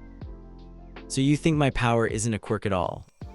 I think, All Might said carefully, settling onto a cushion across from him, that you've rediscovered something ancient and profound. Something that exists outside the modern framework of quirks and mutations and genetic anomalies. He reached for another scroll, this one appearing even older than the first. This text is from a Chinese martial arts monastery. They called it Wu Wei, action without action, movement that flows like water finding its path downhill. The illustrations in this scroll were even more detailed, showing practitioners moving through complex combat scenarios with impossible grace. But what struck Izuku most was the expression on their faces, absolute calm, perfect focus, the same mental state he entered when Ultra Instinct activated. And this one, All Might continued, producing a leather-bound journal that looked distinctly more modern, is from a Japanese swordsman who lived about 400 years ago. He wrote extensively about achieving what he called the empty mind, a state where technique becomes instinct and the body moves without the interference of conscious thought. Izuku picked up the journal, nodding that it was written in archaic Japanese that he could just barely follow. But the concepts described were unmistakably familiar: perfect timing, optimal positioning, technique that transcended normal human limitations through mental discipline rather than physical enhancement. All of these sources, All Might said, describe essentially the same phenomenon you experience with your Ultra Instinct. Perfect response to any situation, movement guided by intuition rather than analysis, technique that appears supernatural but is actually the result of complete mental clarity. Ultra Instinct, Izuku repeated softly. Is that what you think I should call it? It seems appropriate, doesn't it? An instinct so refined, so perfectly calibrated that it transcends normal human reflexes and responses. All Might smiled. Besides, it has a nice heroic ring to it. They spent the next hour going through the collected texts, All Might translating passages and pointing out similarities between ancient descriptions and Izuku's modern experiences. The pattern was remarkable. Across different cultures, different time periods, different philosophical traditions, the same basic concept appeared again and again. The question now, All Might said as they finished reviewing the materials, is how we help you develop this ability further. Traditional quirk training methods may not be applicable to something this unusual. What do you mean? All Might stood and walked to the center of the dojo floor. Show me your Ultra Instinct. I want to see exactly what happens when you enter that state. Izuku joined him in the center of the room, closing his eyes and reaching for that familiar internal calm. But something was different this time. Instead of the desperate urgency that had triggered his power during the sludge villain attack or the focused determination of the beach training, he felt curious, excited about understanding his abilities better. Silver energy began to dance around him, more visible and controlled than ever before. His awareness expanded to encompass every detail of the dojo: the temperature of the air, the acoustic properties of the room, the optimal positioning for any conceivable movement or technique. Fascinating, All Might murmured. Your energy output is much more stable than during high-stress situations. Can you maintain this state while we talk? I think so, Izuku replied, surprised by how effortless it felt. It's different when I'm not in immediate danger, more controlled. Good, now while you're in this state, I want you to try something new. All Might moved to a control panel on the wall and activated what appeared to be a holographic training system. Traditional combat scenarios assume you'll be fighting opponents with various quirks and abilities, but what if we approach training from a different angle? The room filled with obstacles, not opponents, but environmental challenges. Moving platforms, swinging pendulums, laser grids that shifted in complex patterns. It looked like something from a video game rather than a traditional hero training exercise. Your power seems to be about finding perfect solutions to complex problems, All Might explained. So instead of teaching you to punch harder or move faster, let's focus on expanding your ability to see solutions that others might miss. Izuku studied the obstacle course with his enhanced perception, Ultra Instinct immediately mapping out dozens of potential routes through the maze of moving barriers. But more than that, he could see the underlying patterns, the timing of each obstacle, the rhythm of the entire system, the single optimal path that would carry him through with minimal effort and maximum efficiency. He began to move, flowing through the course like liquid mercury. Each obstacle became an opportunity rather than a barrier, his body using the momentum of swinging pendulums to enhance his own movement, timing his steps to use moving platforms as springboards, slipping through laser grids during the split-second gaps in their rotation. Incredible, All Might breathed as Izuku completed the course without triggering a single alarm or touching a single obstacle. You didn't just navigate the course, you made it look like it was designed to help you rather than hinder you. The silver energy faded as Ultra Instinct receded, leaving Izuku feeling energized rather than drained. It felt, right, like everything was exactly where it needed to be. Because from your perspective, it was. All Might deactivated the training system, the obstacles vanishing back into the floor and walls. That's what separates your ability from conventional quirks. You don't just have enhanced speed or strength or reflexes. You have enhanced understanding of how everything fits together. They spent the rest of the morning working through increasingly complex scenarios, each one designed to challenge Izuku's ability to find optimal solutions rather than overpower obstacles through brute force. By the time they finished, he had successfully navigated combat simulations, rescue scenarios, and even puzzle-solving exercises that would have challenged professional heroes. Your progress is remarkable, All Might said as they cleaned up the training materials. But I'm curious about something. When you access Ultra Instinct, do you feel like you're learning new techniques or remembering things you already knew? The question made Izuku pause, remembering, I think, like the knowledge was always there and I just needed to stop thinking long enough to access it. That confirms my suspicions. All Might rolled up the ancient scrolls with careful reverence. Your power isn't something you developed or acquired, it's something you awakened, something that was always part of you, waiting for the right circumstances to emerge. As they prepared to leave the dojo, All Might turned to face Izuku with an expression of genuine curiosity mixed with something that might have been pride. There's one more thing I want to discuss with you, something that goes beyond training and development. He paused, choosing his words carefully. I've been a professional hero for decades, and I've seen the way society shapes and limits what we consider possible. Your abilities challenge those limitations in ways that could have far-reaching implications. What do you mean? I mean that if you can achieve these results through mental discipline and ancient techniques rather than genetic mutation, it raises questions about human potential itself. What if anyone could learn to access this kind of ability? What if the age of quirks has actually caused us to overlook older, more fundamental forms of power? The implications of what All Might was suggesting hit Izuku like a thunderbolt. If Ultra Instinct wasn't unique to him, if it was something that could potentially be taught or learned. You think other people could develop this power? I think, All Might said carefully, that your existence proves human potential extends far beyond what our current scientific models suggest. Whether others could follow the same path remains to be seen, but your very presence changes what we thought was possible. As they walked back toward the main campus, both lost in thought, Izuku reflected on how much his understanding of his own abilities had evolved in just a few hours. What he'd thought was some kind of mysterious quirk was apparently something much older and more fundamental, a rediscovered technique from humanity's pre-quirk past. All Might, he said as they reached the edge of the athletic grounds. What happens now? Do I tell Aizawa-sensei about this, my classmates? That's entirely up to you, my boy, but I would suggest caution in how much you reveal. Your abilities are already generating significant interest from both faculty and students. Adding the historical and philosophical implications might make you more of a curiosity than a classmate. They stopped at the school entrance, the morning rush of arriving students beginning to fill the hallways beyond the glass doors. For now, All Might continued, I recommend focusing on practical development rather than theoretical implications. Master your abilities, understand their limits, learn to apply them in heroic contexts. The broader questions about human potential and ancient techniques can wait until you're ready to handle that level of attention. Thank you, Izuku said sincerely, for the research, for the training, for helping me understand what this power really is. Thank you for being willing to rediscover something the world had forgotten, All Might replied. I have a feeling your journey is going to change more than just your own life. As Izuku headed to his morning classes, his mind buzzed with new possibilities.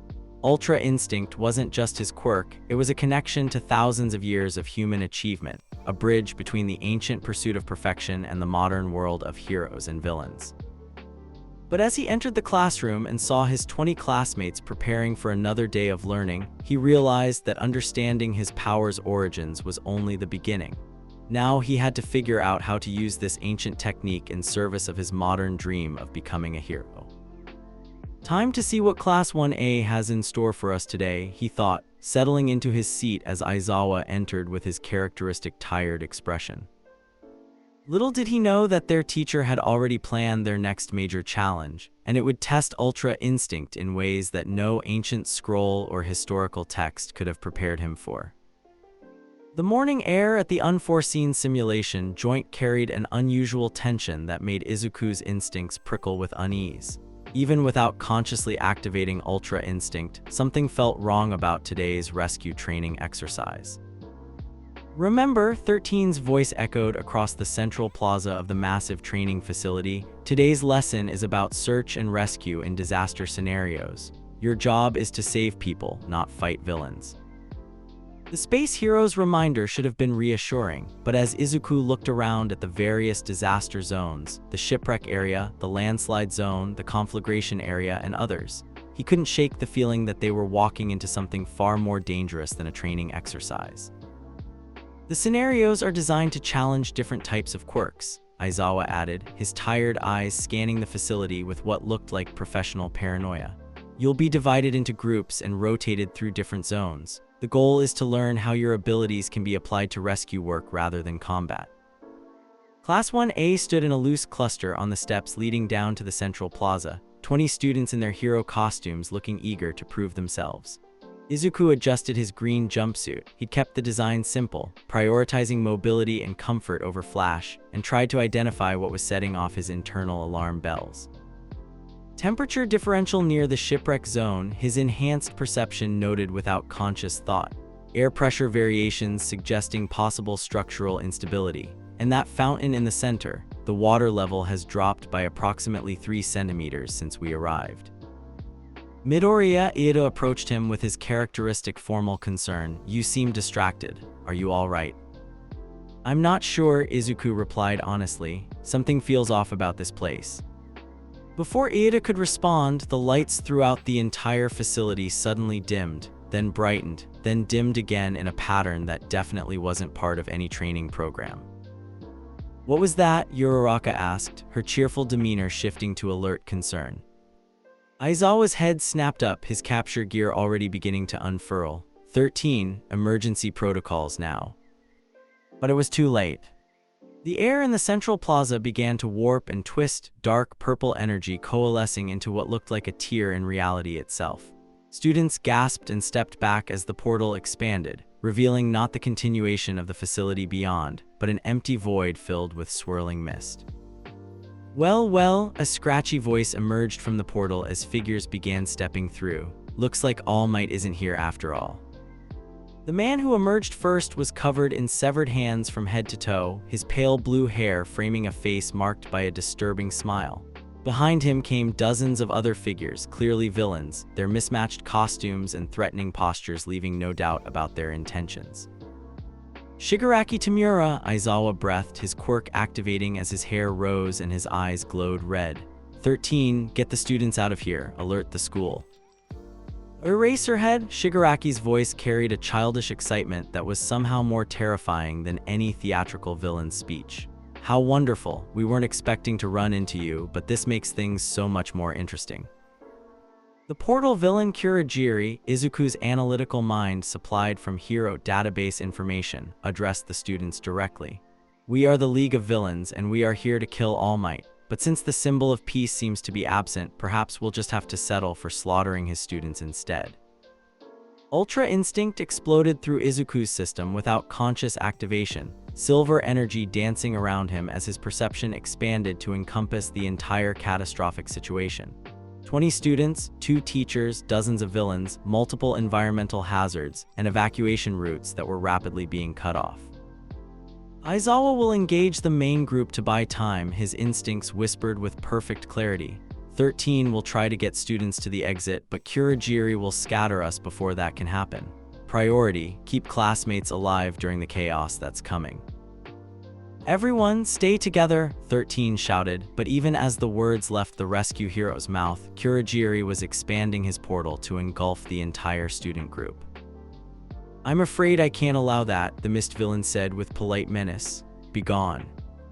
The world dissolved into swirling purple darkness. When reality reasserted itself, Izuku found himself plummeting toward a massive body of water, the shipwreck zone rushing up to meet him with potentially lethal force. Around him, he caught glimpses of Tsuyu and Mainta also falling, their expressions of shock and terror visible in the brief seconds before they would hit the water. Impact in 2.3 seconds. Water depth approximately 40 meters. Mainta can't swim well. Tsuyu's quirk is advantageous in aquatic environments, but she'll be disoriented from the fall. Multiple villains already in the water below, at least 7, possibly more. Ultra Instinct guided his body into a perfect diving position, minimizing splash and impact damage as he hit the water. Even before surfacing, his enhanced awareness was mapping the underwater environment, villain positions, current patterns, available cover among the half-submerged ships. He surfaced silently, taking just enough breath to sustain him before diving back down. Through the murky water, he could see the villains had already spotted Tsuyu and Mainta, their aquatic quirks giving them a significant advantage in this environment. 7 villains confirmed. Shark-type mutant quirk dangerous in direct combat. Electric eel-type emitter area denial through water conduction. Multiple others with aquatic adaptation. Strategy, disable their coordination, create escape route for teammates. Izuku moved through the water like a ghost, Ultra Instinct guiding him through 3-dimensional routes that kept him invisible to the searching villains. His first target was the electric villain, remove the area effect threat before engaging others. The man never saw him coming. Izuku emerged from below, his movements creating no disturbing ripples, and struck a precise blow to the villain's solar plexus. The electric discharge that followed went harmlessly into the water around them as the villain lost consciousness and began to sink. One down, Shark Mutant has noticed the loss but hasn't located the threat. Move to secondary position. "Where are those brats?" the shark villain snarled, his fin cutting through the water as he searched. "They were right here." "Maybe they already drowned," another villain suggested, this one with what appeared to be octopus arms. A lot of these hero course kids probably can't even swim properly. They were wrong about Tsuyu. Izuku could see her moving efficiently through the water near one of the sunken ships, her frog-like abilities making her perfectly at home in the aquatic environment. But Mainta was struggling, barely keeping his head above water while trying to stay hidden behind debris. "Tsuyu can handle herself. Mainta needs immediate assistance." Izuku flowed through the water toward his classmate, moving in the blind spots of the searching villains. When he reached Mainta's position, the smaller boy's eyes went wide with relief and terror. "Midoriya, how are you? Where did you? We have to get out of here." "Stay calm," Izuku whispered, his voice barely audible above the water. "I'm going to get you to safety, but you need to trust me completely. Can you do that?" Mainta nodded frantically. What followed was one of the most complex sequences of movement Izuku had ever attempted. Using Ultra Instinct to guide their path, he began moving Mainta through the water in a pattern that seemed impossible, around searching villains, through gaps in their perception, using the cover of sunken ships and debris to create a route that shouldn't have existed. "How is he doing that?" one of the villains shouted in frustration. "They keep disappearing." "Find them," the shark villain roared. "They're just kids, how hard can it be?" Meanwhile, Tsuyu had reached the edge of the water zone and was calling out in her characteristically calm voice. Midoriya-chan, Mineta-chan, where are you? I found a way out. Perfect rendezvous point established, now to clear the path. Izuku's approach to the remaining villains was a masterpiece of misdirection and precision. Instead of engaging them directly, he used the environment itself as a weapon. A precisely placed strike here caused a piece of ship debris to shift, creating noise that drew villains away from his classmates. A perfectly timed impact that triggered a chain reaction that caused several villains to become tangled in underwater cables. By the time he delivered Mineta to Tsuyu's position, half the villains in the shipwreck zone were either unconscious, trapped, or too disoriented to continue their search effectively. Midoriya-chan, Tsuyu said as they climbed onto a stable piece of the ship's deck, your quirk is much more impressive than I initially thought. We need to get back to the central plaza, Izuku replied, though his enhanced perception was already picking up troubling signs from that direction. Explosions, the sound of combat, Aizawa's capture gear in action. Aizawa-sensei is fighting the main group alone. But how do we get past all these villains? Mineta asked, gesturing toward the water where the remaining villains were still searching. Izuku studied the route back to the central plaza, Ultra Instinct mapping out possibilities.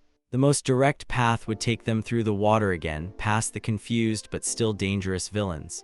But there was another option, a more complex route that would require perfect timing and coordination. Tsuyu, how accurately can you control your tongue's trajectory?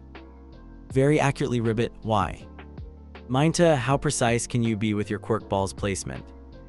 Pretty precise, I guess, but what are you thinking? Izuku's plan was audacious and required split-second timing.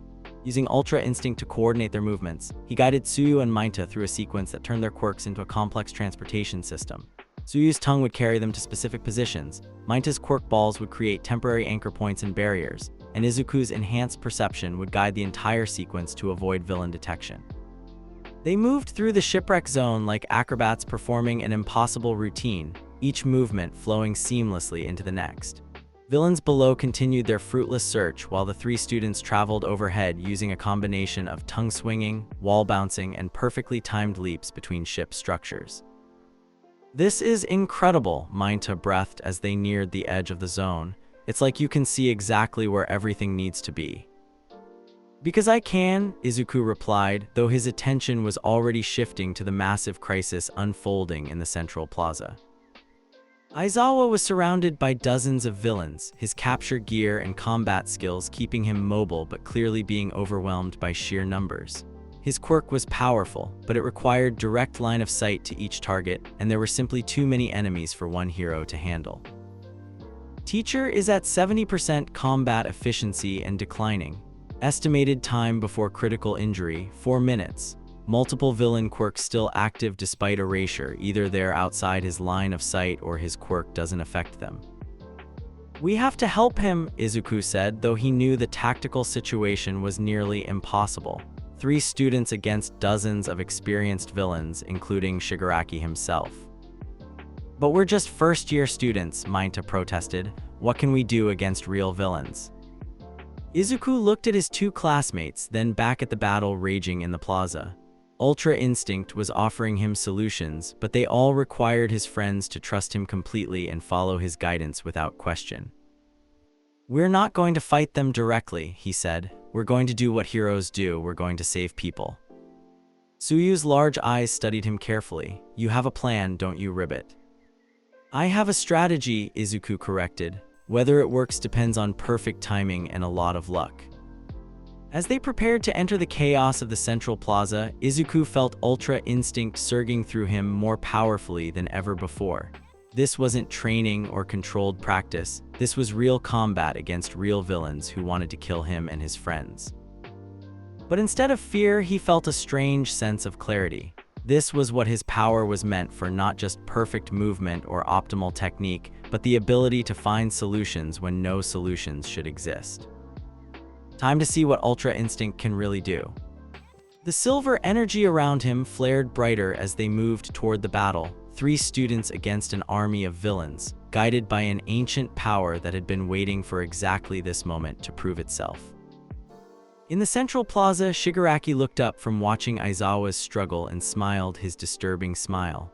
More little heroes coming to play. How wonderful. This day just keeps getting better and better. He had no idea what was coming for him. 2 weeks had passed since the USJ incident, and UA High School buzzed with an energy that felt both electric and nervous. The League of Villains attack had shaken the entire hero community, but it had also done something unexpected. It had made Class 1A famous. The UA Sports Festival will proceed as scheduled, Principal Nezu announced during the morning assembly, his cheerful voice carrying across the packed auditorium. We will not allow villain interference to disrupt this proud tradition. The festival represents hope, determination, and the future of heroism itself. Izuku sat in the Class 1A section, trying to process the magnitude of what lay ahead. The sports festival wasn't just a school event, it was broadcast nationwide, watched by millions of viewers including professional heroes, talent scouts, and the general public. For a hero course student, it was the biggest opportunity to make an impression on the industry. Dude, I can't believe we're actually going to be on TV, Kaminari whispered from the seat beside him. My parents are probably going to record everything and watch it 100 times. The professional heroes will be watching too, Yaoyorozu added from across the aisle. This could determine our entire future career trajectory. Izuku nodded, though his thoughts were focused less on fame and more on the challenge the festival represented. Ever since USJ, his classmates had been looking at him differently. Word had spread about his performance during the villain attack, how he'd moved through the shipwreck zone like a ghost, coordinated rescue operations with impossible precision, and somehow helped turn the tide of the battle without possessing any obviously powerful quirk. The mystery student, some of the media had started calling him the one with the unidentified power. Midoriya Iida's formal voice drew him back to the present. Might I ask how you're feeling about the upcoming competition? You seem contemplative. Just thinking about strategy, Izuku replied, which was true enough. Ultra Instinct had grown stronger and more controlled since USJ, but he still didn't fully understand its limits or potential applications in a competitive setting.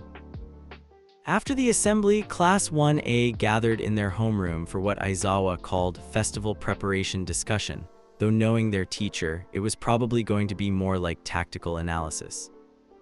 The sports festival consists of 3 main events, Aizawa explained, his tired eyes scanning the classroom. A preliminary elimination round, a secondary competition, and final tournament matches. The format changes each year, but the principles remain the same: demonstrate your abilities, show your potential, and prove you deserve to be here. He activated the holographic display system, showing footage from previous year's festivals. Students with incredible quirks performing amazing feats, crowds cheering, heroes taking notes on promising young talents. This year, there will be additional scrutiny due to recent events, Aizawa continued.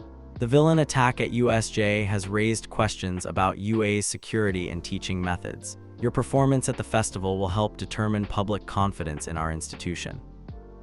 No pressure at all, Izuku thought wryly.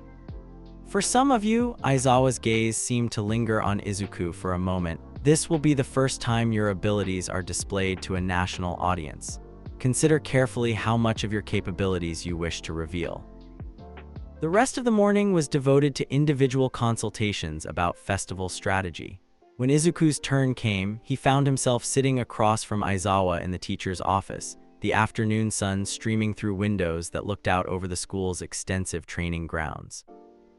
Your situation is unique, Aizawa began without preamble. The other students have quirks that are well documented, predictable in their applications, easy for the audience to understand. Your abilities are mysterious even to me, Izuku finished. I know. Are potentially much more powerful than anyone realizes, Aizawa corrected, including yourself. The teacher pulled out a tablet displaying what appeared to be analysis data from the USJ incident. I've been reviewing the security footage, interviewing your classmates, and consulting with other faculty members about what you accomplished during the villain attack. Izuku felt his stomach tighten. Did I do something wrong? You coordinated a 3-person rescue operation in a hostile environment, neutralized multiple villains without causing serious injury to any of them, and somehow managed to predict and counter combat strategies from experienced criminals. Aizawa's expression was unreadable. Either you're the most gifted tactical prodigy in UA's history, or your quirk operates on principles we don't understand. Probably both, Izuku admitted. The question for the sports festival is how much of that capability you want to demonstrate publicly. Fame can be as dangerous as it is beneficial, especially for someone with abilities that don't fit conventional categories. Aizawa leaned back in his chair, his tired eyes studying Izuku with professional interest. There will be scouts from every major hero agency watching. There will also be villains taking notes on potential future threats. What you show the world today will shape how both groups perceive you for years to come. That afternoon, Izuku found himself on the beach where his hero journey had truly begun, watching the sunset paint the restored shoreline in shades of gold and crimson. The pristine sand and crystal-clear water still amazed him sometimes. It was hard to believe this was the same garbage-choked wasteland where he'd first learned to push Ultra Instinct beyond its initial limitations. Contemplating the eternal mysteries of existence, young Midoriya. All Might's voice carried across the beach as the symbol of peace approached in his deflated form, his hands tucked into the pockets of a casual jacket that made him look almost like a normal person. Just thinking about tomorrow, Izuku replied, and about how much everything has changed since we started training here. All Might settled onto the sand beside him, both of them looking out over the peaceful ocean. You've come remarkably far in a relatively short time. When we first met, you were a quirkless boy with an impossible dream. Now I'm a boy with an impossible quirk and the same dream. Is it the same dream, though? All Might's question was gentle but probing. When you first told me you wanted to be a hero, what did that mean to you? Izuku considered the question seriously. I wanted to save people, to help when others couldn't, to be someone who makes a difference. And now I think I understand that there are many different ways to save people. Not all of them involve fighting villains or having flashy powers. Izuku picked up a handful of sand, letting it run through his fingers. At USJ, I didn't defeat any major villains. I didn't have some dramatic showdown or heroic moment, but I helped my classmates stay safe, and maybe that's just as important. All Might smiled, and for a moment, his tired features looked genuinely proud. That's a very mature perspective, my boy. Many professional heroes spend years learning that lesson. They sat in comfortable silence for a while, watching the waves roll in as the sky deepened from gold to purple. Finally, All Might spoke again. Tomorrow, you'll be competing against classmates who have known their quirks since childhood, who have been training specifically for this kind of competition since they were small children. Do you feel ready?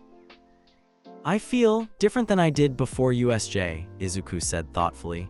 Ultra Instinct used to feel like something separate from me, something I had to reach for and activate, but lately it feels more integrated, like it's becoming part of who I am rather than just a power I use. That suggests your development is progressing beyond simple technique mastery into something more fundamental. All Might's expression grew curious. How so?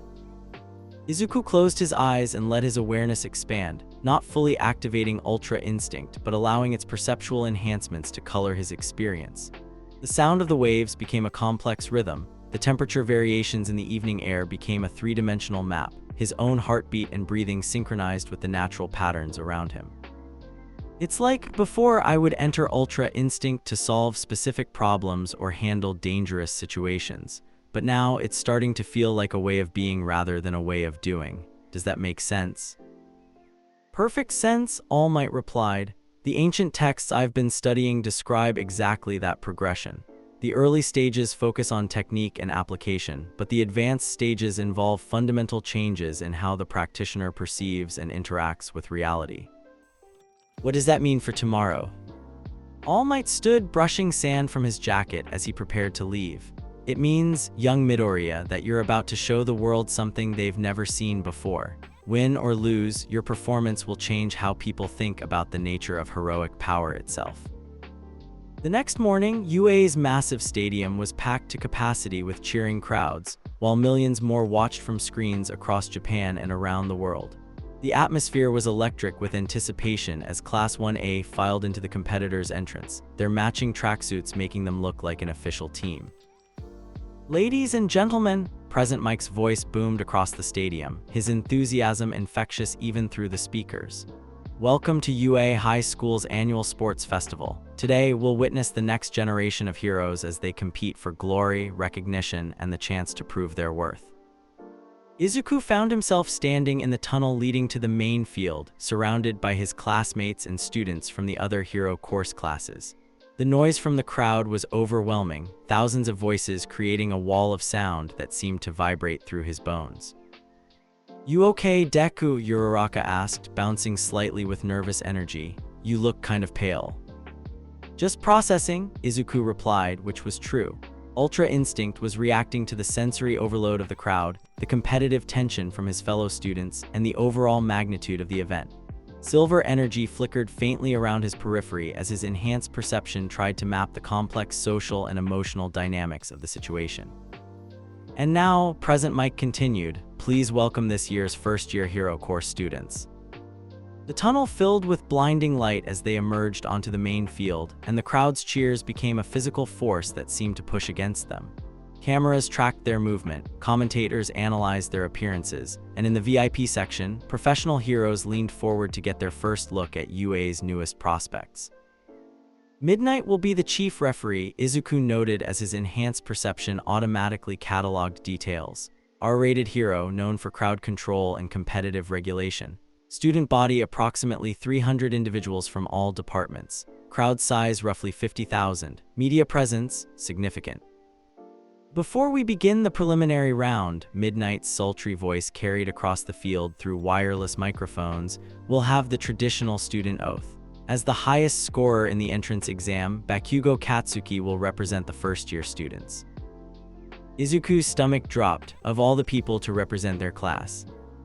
Bakugo approached the microphone with his characteristic swagger, his red eyes scanning the crowd with something that looked like contempt. When he spoke, his voice carried clearly across the stadium. "I just want to say, I'm going to win." The crowd's reaction was immediate and mixed, some cheering the confidence, others booing the arrogance. But Bakugo wasn't finished. "All these other extras are just here to make me look good. Especially the mystery quirk loser who thinks he's hot shit because he got lucky during a villain attack." The cameras immediately found Izuku in the crowd of students, his green hair and wide eyes filling screens across the nation as the implications of Bakugo's words sank in. "The mystery student," the commentators whispered, "the one whose quirk still hasn't been properly classified." And now, Midnight announced after shooting Bakugo a disapproving look, "For our preliminary event, an obstacle race." The explanation was straightforward, a 4-kilometer course around the stadium, with various obstacles and challenges designed to test different types of abilities. The first 42 students to finish would advance to the second round. Standard mobility challenge, Izuku analyzed as they lined up at the starting line. Multiple routes, various obstacle types designed to favor speed and agility over raw power. Strategy, find the optimal path while avoiding crowd interference. Begin, Midnight's starting signal sent over 300 students surging forward in a chaotic mass of quirks and competitive energy. Immediately, the field became a bottleneck as students tried to force their way through the narrow exit tunnel. Ice erupted across the ground as Todoroki attempted to freeze his competition in place. Flames burst from various students with fire quirks, and the air filled with the sounds of dozens of different abilities activating simultaneously. Izuku let Ultra Instinct flow through him like water, silver energy dancing around his form as his perception expanded to encompass the entire chaotic situation. Where other students saw obstacles and competition, he saw patterns and opportunities. Todoroki's ice will create temporary barriers but also provide elevated pathways. The explosion quirks will clear debris but create smoke cover. The flight-capable students will take high routes, leaving ground-level paths less congested. Instead of fighting through the crowd, Izuku flowed around it. His enhanced perception allowed him to predict exactly where gaps would appear in the mass of students, where the ice would create stable footing, where the various quirk effects would provide cover or assistance rather than hindrance. He emerged from the tunnel in the middle of the pack, neither leading nor trailing, his position perfectly calculated to avoid the chaos at the front while maintaining proximity to the leaders. The crowd in the stadium roared as they got their first real look at the competitors spread out across the starting obstacles. Incredible, Present Mike's commentary crackled with excitement. Young Todoroki has taken an early lead with his ice and fire combination, but look at that efficient movement from Midoriya. No flashy quirk usage, just perfect positioning and timing. The first major obstacle was a section called Fall. where massive robotic enemies from the entrance exam had been positioned to block the path. Most students engaged them directly, using their quirks to fight or bypass the mechanical guardians. Izuku took a different approach entirely. Ultra Instinct guided him through the robot field like he was dancing between raindrops. Every step was placed exactly where it needed to be. Every movement timed to use the robot's own actions to his advantage. When a massive mechanical arm swung down to crush him, he used its momentum to launch himself onto the robot's back. When explosive attacks from other students destabilized a robot's footing, he rode the falling giant like a surfboard to reach the next section. The robots aren't opponents, his instincts whispered. They're part of the environment. Use them as tools rather than treating them as obstacles. Unbelievable, Present Mike's voice rose to a near shriek. Midoriya is moving through the robot field without engaging a single enemy directly. It's like they're helping him instead of hindering him. The second obstacle, the fall, was a massive chasm crossed by tight ropes and narrow beams. Students with flight quirks had an obvious advantage, while others had to carefully navigate the precarious pathways. Izuku stepped onto the tightrope and immediately felt Ultra Instinct adjust his balance to a level of precision that seemed to defy physics. His feet found perfect placement on the narrow cable, his body weight distributed with mathematical accuracy, his movement so smooth he might as well have been walking on solid ground. But more than that, his enhanced perception allowed him to see how the movements of other students affected the tension and stability of the rope system. He timed his crossing to use the vibrations created by others' passage, riding the oscillations like a surfer riding waves. "That's not possible," one of the commentators exclaimed. "No balance quirk should allow for that level of precision on an unstable surface." By the time Izuku reached the final obstacle, a minefield that had to be crossed carefully to avoid explosive traps, he had moved from the middle of the pack to within the top 10 competitors. But the leaders were well ahead, and the safe, methodical approach most students were taking through the minefield would cost precious time. Time for something more dramatic, Ultra Instinct suggested, and Izuku found himself smiling. Instead of picking his way carefully through the mines, he began collecting the largest pieces of metal debris scattered around the field. His enhanced perception could see the electromagnetic signatures of the buried explosives, mapping their exact locations with perfect accuracy. What he did next left the entire stadium in stunned silence. Izuku built a makeshift sled from metal sheets and debris, positioned himself on top, and then triggered a carefully calculated chain reaction by throwing a piece of metal onto a specific mine. The explosion launched him forward like a rocket, and Ultra Instinct guided his trajectory to land on another mine, which launched him further. He surfed the explosions across the minefield, each blast perfectly timed and positioned to send him exactly where he needed to go. The crowd watched in amazement as the boy with the mystery quirk turned a field of buried explosives into his personal transportation system. "What an incredible strategy!" Present Mike's voice cracked with excitement. "MIDORIYA has turned the minefield into a LAUNCHING pad. He's using the OBSDACLES as advantages."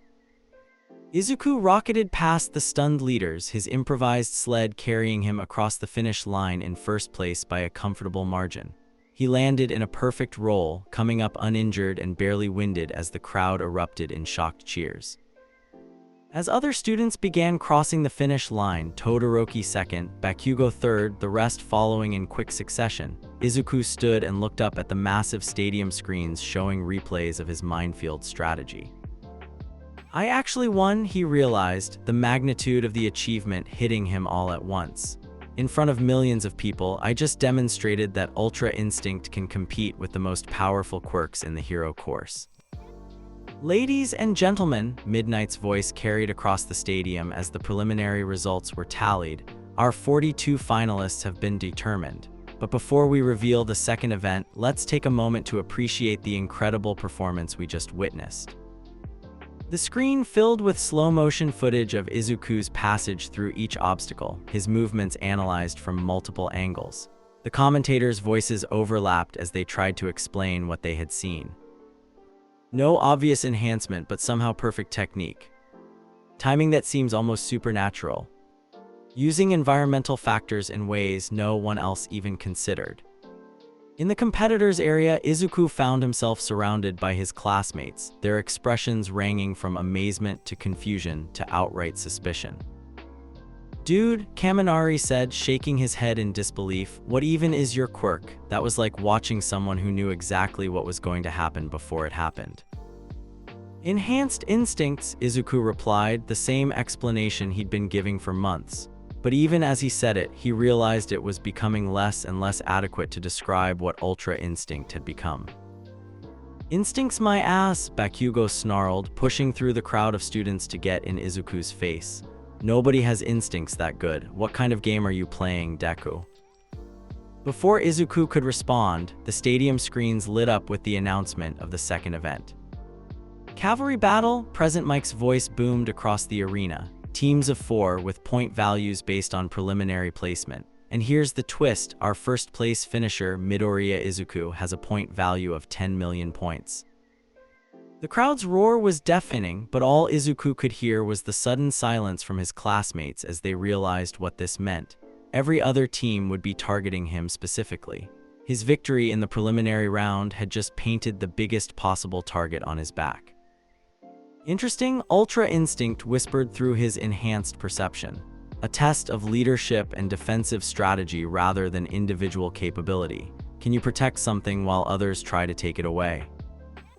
As the other students began forming teams and strategizing, Izuku found himself standing alone in the center of the competitors' area, 41 other talented individuals all looking at him like a prize to be won. Time to see if Ultra Instinct works as well for protection as it does for advancement. The silver energy around him flickered brighter as he prepared for the greatest challenge his newfound abilities had yet faced. The cavalry battle had been a masterpiece of defensive strategy and team coordination.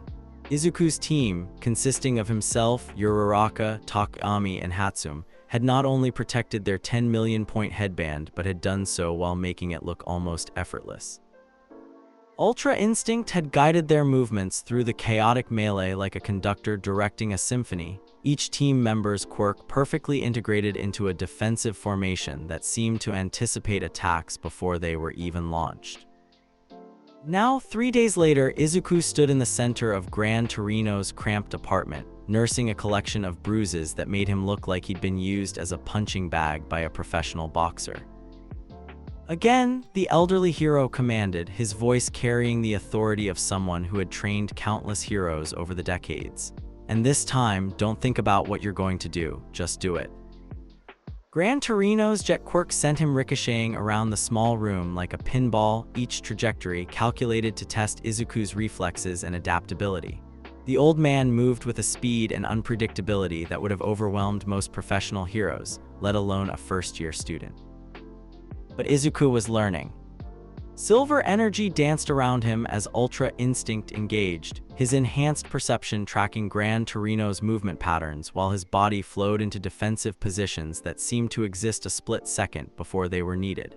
When the elderly hero's attack came, Izuku wasn't where it landed.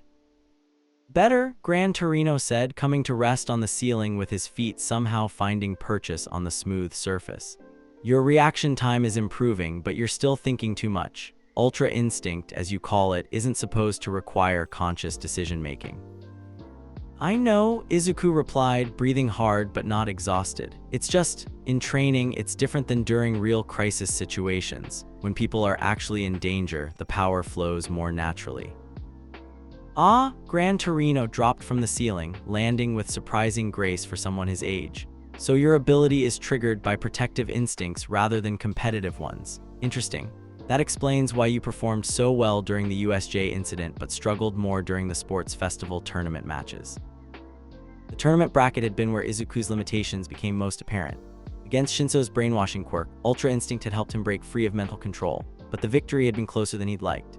Against Todoroki, he'd managed to help his classmate accept his fire side while demonstrating the pure beauty of Ultra Instinct's movement, but the match had ended in a mutual knockout when both of them pushed their powers beyond their limits. The semi-final against Bakugo had been the most revealing fight of all. For 30 seconds, Izuku had achieved what felt like perfect Ultra Instinct. His movements became divine, his awareness expanded to encompass every detail of the arena, and he fought his childhood rival to a standstill despite having no obviously offensive capabilities. but the sustained use of the power at that level had left him completely drained, unable to continue fighting. The ancient texts call it compassionate awareness, Grand Torino continued, settling into a worn armchair that looked older than Izuku himself. The idea that true mastery only emerges when the practitioner's motivation transcends personal gain or achievement. All might mention something similar, Izuku said, carefully sitting down on the couch across from his temporary mentor. He's been researching historical accounts of similar abilities. Smart man, despite his tendency toward melodrama, Grand Torino's expression grew more serious. But research can only take you so far. What you need is practical application under controlled but realistic conditions. Over the past 3 days, Grand Torino had been pushing Izuku through training regimens unlike anything he'd experienced at UA. Where his school focused on understanding and developing his abilities, Grand Torino focused on practical application and combat readiness. Your power is remarkable, the elderly hero continued, but it has weaknesses that a smart villain could exploit. Over-reliance on defensive movement, limited offensive capabilities, and most critically, stamina depletion when pushed to maximum output. I noticed that during the Bakugo fight, Izuku admitted. When I achieved what felt like perfect Ultra Instinct, I could only maintain it for about 30 seconds before my body started breaking down. Exactly, and 30 seconds isn't enough time to resolve most real crisis situations. Grand Torino stood and walked to a wall covered in photographs, images of heroes he'd trained over the decades, including several shots of a much younger All Might. Which brings us to today's lesson. He turned back to face Izuku with an expression that somehow managed to be both grandfatherly and intimidating. I'm going to teach you how to maintain your Ultra Instinct state for extended periods without burning out your system, but it's going to require a fundamental shift in how you think about your power. What kind of shift? Stop thinking of Ultra Instinct as something you activate and deactivate, Grand Torino replied. Start thinking of it as a natural state that you can access when your mind is properly calibrated. Like breathing, you don't consciously activate your lungs, but you can control your breathing when necessary. The concept was intriguing but difficult to grasp. For months, Izuku had thought of Ultra Instinct as a power that he used, like any other quirk. The idea that it could become a background state, always available without conscious effort, opened up possibilities he'd never considered. Show me what you mean, he said. What followed was the most intense meditation session of Izuku's life. Grand Torino guided him through breathing exercises and mental techniques that seemed designed to quiet his analytical mind completely.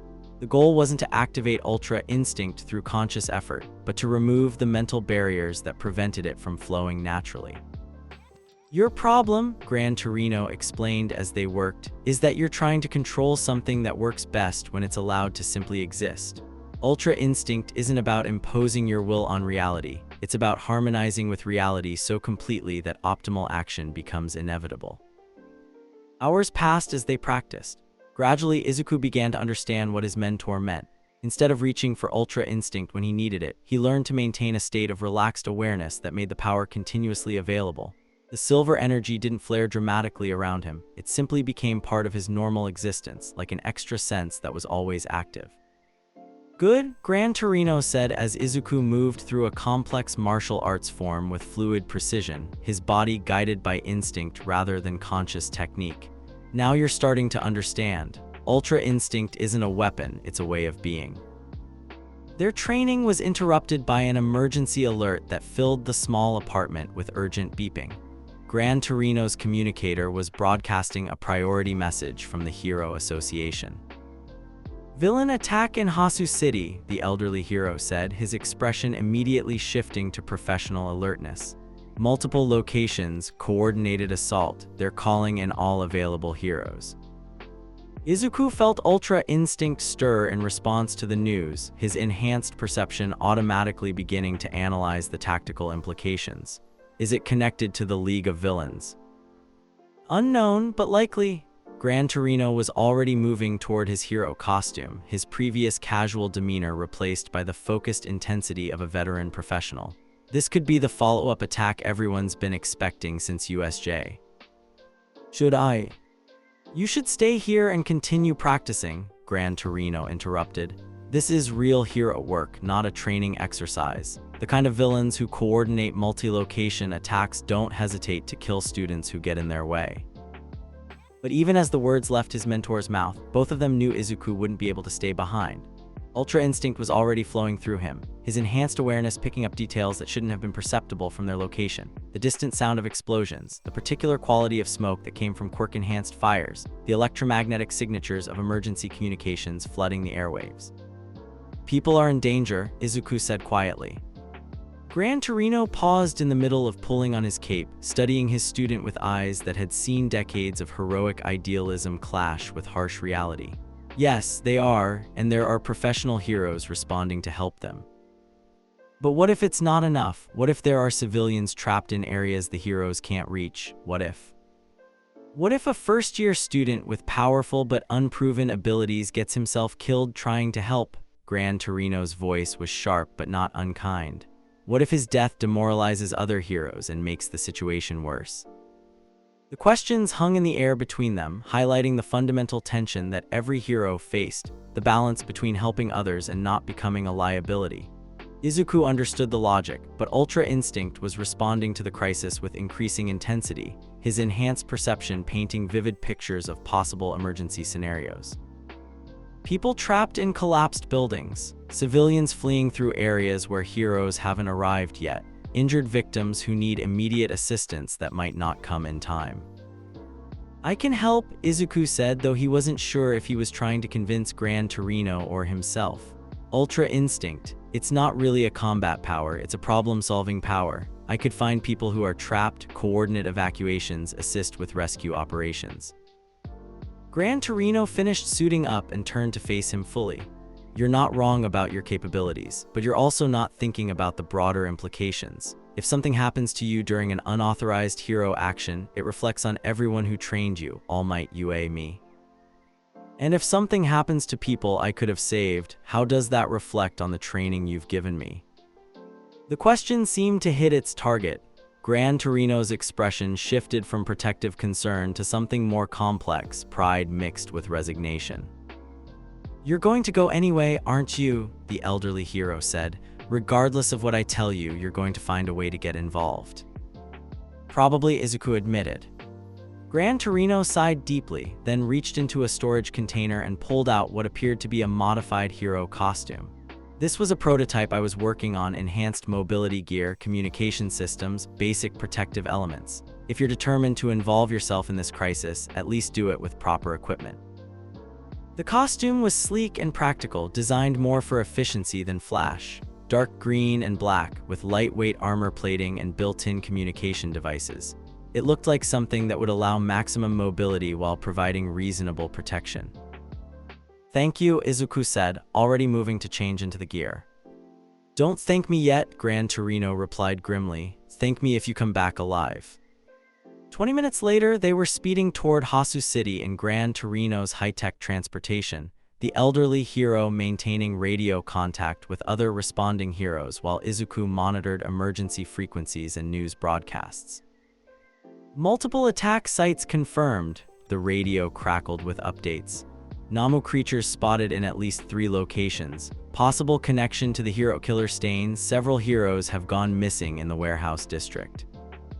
Stain, Izuku's analytical mind immediately began processing everything he knew about the notorious villain, the hero killer who's been targeting professional heroes across multiple cities.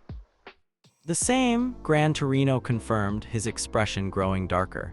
"If he's involved in this attack, it means the situation is even more dangerous than we thought. Stain doesn't just kill heroes, he specifically targets ones he considers fake or unworthy." As they approached the city limits, Izuku could see the scale of the crisis. Smoke rose from multiple districts, emergency lights flashed throughout the urban landscape, and the sounds of combat echoed from various directions. "This isn't just a villain attack," Ultra Instinct whispered through his enhanced perception. "This is a coordinated assault designed to overwhelm the hero response system. Multiple simultaneous crises to spread available heroes too thin." "Where do you want me to focus?" Izuku asked as they prepared to separate. Grand Torino would respond to the main hero coordination center, while Izuku would theoretically stay in a support role. Rescue and evacuation, Grand Torino replied. Your abilities are perfectly suited for finding trapped civilians and guiding them to safety. Avoid direct confrontation with villains whenever possible. Understood. But as their vehicle reached the city center and Izuku got his first real look at the chaos unfolding across Hasu, he realized that avoiding confrontation might not be possible. This wasn't a situation where he could simply help evacuate civilians and stay out of the way. This was war. An ultra instinct was telling him that before the night was over, he would be tested in ways that no amount of training could have prepared him for. Time to see if everything I've learned is enough, he thought as he prepared to enter the most dangerous situation of his young life. The silver energy around him pulsed brighter as Ultra Instinct responded to the magnitude of the crisis ahead. The warehouse district of Hasu City had become a maze of shadows and danger, emergency sirens wailing in the distance while smoke from various fires created an oppressive haze that seemed to muffle sound and obscure vision among the towering industrial buildings. Izuku moved through the labyrinth of alleyways and loading docks with Ultra Instinct flowing through him like a constant current, the silver energy no longer flickering dramatically, but maintaining a steady presence that enhanced every aspect of his perception. Grand Torino's training had worked. He could now maintain the heightened state without the exhausting power spikes that had limited him during the sports festival. 3 civilian evacuation points established, his enhanced awareness cataloged automatically. 17 people guided to safety through optimal routes avoiding villain patrol patterns. Emergency responders redirected to victims trapped in collapsed structures. For the past hour, he'd been following Grand Torino's instructions perfectly. Rescue and evacuation, avoid direct confrontation, support the professional heroes without becoming a liability. But now his enhanced perception was picking up something that made his instincts sing with urgent warning. Combat sounds from the industrial complex, multiple participants. One of the combatants is injured, breathing pattern suggests significant blood loss, energy signatures consistent with Izuku breathed, recognizing the distinctive electromagnetic pattern of his classmate's engine quirk operating at maximum output. Without conscious decision, his body was already moving toward the source of the combat, Ultra Instinct guiding him through the most efficient route while his analytical mind processed the tactical implications. Iida wasn't supposed to be in Hasu City. None of the first-year students had been authorized for field work during this crisis. Unless he came here for the same reason I did, Izuku realized with growing alarm, to help people who might not get help otherwise. The sounds of battle grew louder as he approached, the roar of flames, the distinctive whine of Iida's engines pushed beyond their normal limits, and underneath it all, a voice that chilled his blood. Another fake hero, the voice said with calm, almost philosophical menace. Your brother at least had conviction even if his methods were flawed, but you're here for revenge, not justice. That makes you even more worthless than the others. Hero killer Stain. Izuku reached the edge of the industrial courtyard just in time to see Iida collapse, his engines sputtering as paralysis overtook his system. The hero killer stood over him like a dark specter, his blade-covered form radiating an aura of deadly purpose that seemed to make the very air around him more dangerous. But Stain wasn't alone. Todoroki was there too, ice crystals forming around his right side while flames danced along his left, clearly preparing for combat despite being obviously outmatched. And on the ground nearby, Izuku could see the prone form of the pro-hero native, unconscious and bleeding from multiple wounds. 3 targets, 1 aggressor. Stain's quirk causes paralysis through blood contact, explains Iida's condition. Todoroki is mobile, but positioning suggests defensive strategy rather than offensive capability. Native requires immediate medical attention. Another student, Stain's attention had shifted to Todoroki, his blade catching the light from the surrounding fires. How many fake heroes does UA produce each year? Do they teach you nothing about what real heroism means? I know enough, Todoroki replied, ice barriers forming between him and the hero killer. I know that murdering people doesn't make you righteous. Stain's laugh was like grinding metal. Murder, I'm performing surgery, cutting away the diseased tissue so that true heroism can grow. Your generation is infected with the idea that having power makes you special, that flashy quirks and media attention define what it means to save people. He's not wrong about the system having problems, Ultra Instinct whispered through Izuku's enhanced perception, but his solution is fundamentally flawed. You don't create better heroes by eliminating the ones who fall short, you do it by inspiring them to be better. The hero killer's blade flashed toward Todoroki, moving with the speed and precision of someone who had killed dozens of professional heroes. But Todoroki's defensive ice barrier shattered under the assault, and suddenly the dual quirk user was on the defensive, backing away from strikes that seemed to come from impossible angles. Stain's combat experience exceeds theoretical training by orders of magnitude. Todoroki's powerful but lacks practical application under life-threatening pressure. Engagement window, approximately 30 seconds before Todoroki sustains serious injury. Izuku entered the courtyard like a ghost made of silver light. Ultra Instinct guided his approach through a route that kept him invisible to Stain's peripheral vision, using shadows and debris for cover while closing the distance with movements that seemed to flow like water around obstacles. His enhanced perception mapped the entire battlefield in perfect detail: weapon positions, blood spatter patterns, optimal intervention points. The goal isn't to defeat Stain in direct combat, his instincts clarified with crystal precision. It's to disrupt his attacks long enough for professional heroes to arrive while keeping everyone alive. "Behind you," Todoroki shouted as he spotted Izuku's approach, but his warning came too late to be useful. Stain spun toward the new threat with inhuman speed, his blade already moving to intercept what he assumed would be another straightforward attack. But Izuku wasn't attacking, he was flowing. The hero killer's blade passed through empty air as Ultra Instinct guided Izuku's body around the strike with liquid grace. Instead of engaging the weapon directly, he used the momentum of Stain's missed attack to position himself between the villain and Todoroki, creating a protective barrier without actually blocking anything. "Interesting," Stain said, his red eyes studying this new opponent with professional curiosity. "You move differently than the others, less like someone trying to use a quirk, more like someone who understands what movement really means." "I understand what protection means," Izuku replied, silver energy dancing more visibly around him as Ultra Instinct responded to the direct threat. "And I understand that your definition of justice is just another form of selfishness." Selfishness? The hero killer's expression shifted to something that might have been amusement. "Boy, I've dedicated my life to purifying the hero profession. I've sacrificed everything to eliminate the frauds and posers who contaminate what should be humanity's greatest calling." "By deciding who deserves to live and who deserves to die based on your personal standards," Izuku countered, his enhanced perception tracking the subtle shifts in Stain's stance that indicated preparation for another attack. "That's not justice, that's ego."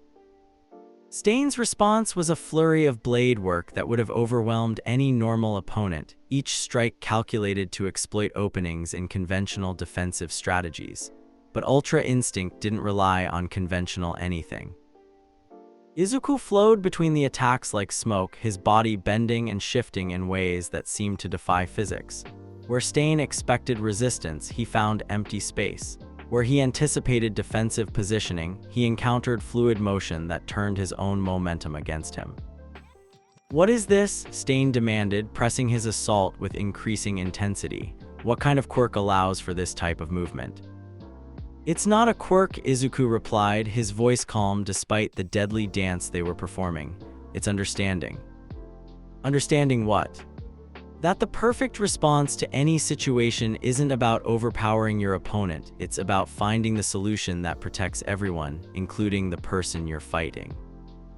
As if to demonstrate his point, Izuku's next movement guided Stain's blade away from Todoroki not by blocking it, but by creating a trajectory that sent the hero killer stumbling past his intended target. The villain's own speed and momentum became tools for disrupting his attack pattern. "Todoroki," Izuku called without taking his eyes off Stain. "Can you get Ida and Native to safety?" "I'm not leaving you to fight him alone." "I'm not fighting him," Izuku replied, flowing around another series of strikes with impossible grace. "I'm protecting people, there's a difference." What followed was unlike any combat encounter in recorded hero history. Instead of the traditional exchange of attacks and defenses, Izuku began to demonstrate what Ultra Instinct could achieve when pushed to its philosophical limits. Every movement served multiple purposes, dodging Stain's attacks while positioning himself to shield the injured heroes, creating openings for Todoroki to establish better defensive positions, even guiding the villain's movements in ways that prevented additional property damage to the surrounding area. "This is impossible," Stain breathed, his attacks becoming more desperate as nothing he tried seemed to work. "No one moves like this. No one thinks like this." "You're right," Izuku said, silver energy flaring brighter around him as he achieved something approaching perfect ultra instinct. "No one in the modern era moves like this, but people used to before quirks existed, before we started thinking that power was more important than wisdom." His next sequence of movements was pure poetry in motion. As Stain lunged forward with his most powerful attack, Izuku stepped aside with timing so perfect that the villain's blade passed millimeters from his uniform without touching him. But instead of simply dodging, he used the opening to deliver a precise strike to a pressure point on Stain's wrist. The hero killer's grip loosened, his primary weapon clattering to the ground as temporary paralysis affected his sword arm. But before he could reach for a backup blade, Izuku was already moving again, flowing around his opponent like water around a stone. "You want to know what real heroism looks like?" Izuku asked as he guided Stain through a series of movements that gradually positioned the villain away from the injured heroes. "It's not about deciding who deserves to live or die, it's about finding ways for everyone to live better." "Philosophical nonsense," Stain snarled, switching to his offhand and continuing his assault with undiminished intensity. "The world is full of suffering because people refuse to make hard choices. Someone has to decide." "Someone has to inspire," Izuku interrupted, his voice carrying a conviction that seemed to resonate in the air around them. "Someone has to show a better way instead of just destroying the current way." The battle, if it could be called that, continued for what felt like hours but was probably only minutes. Stain's attacks became increasingly wild as his usual tactics proved useless against an opponent who seemed to exist in the spaces between intentions and actions. Finally, breathing hard and clearly frustrated, the hero killer stepped back and studied Izuku with new interest. "Your movement," he said slowly, "it's not like anything I've encountered before. Not speed, not precognition, not enhanced reflexes, it's something else entirely. It's the understanding that every situation has an optimal solution," Izuku replied, though he was beginning to feel the strain of maintaining perfect ultra instinct for an extended period, and that the optimal solution usually involves protecting everyone, including your enemies. "Even me?" Stain's question carried genuine curiosity. "Even you, you're not evil, you're just wrong about how to fix the problems you see." For a moment, the hero killer stood perfectly still, his red eyes studying this strange boy who fought without attacking, who moved like liquid light, who spoke about protection with the conviction of someone who had seen beyond the traditional boundaries of heroism. "What's your name?" Stain asked finally. "Midoriya Izuku."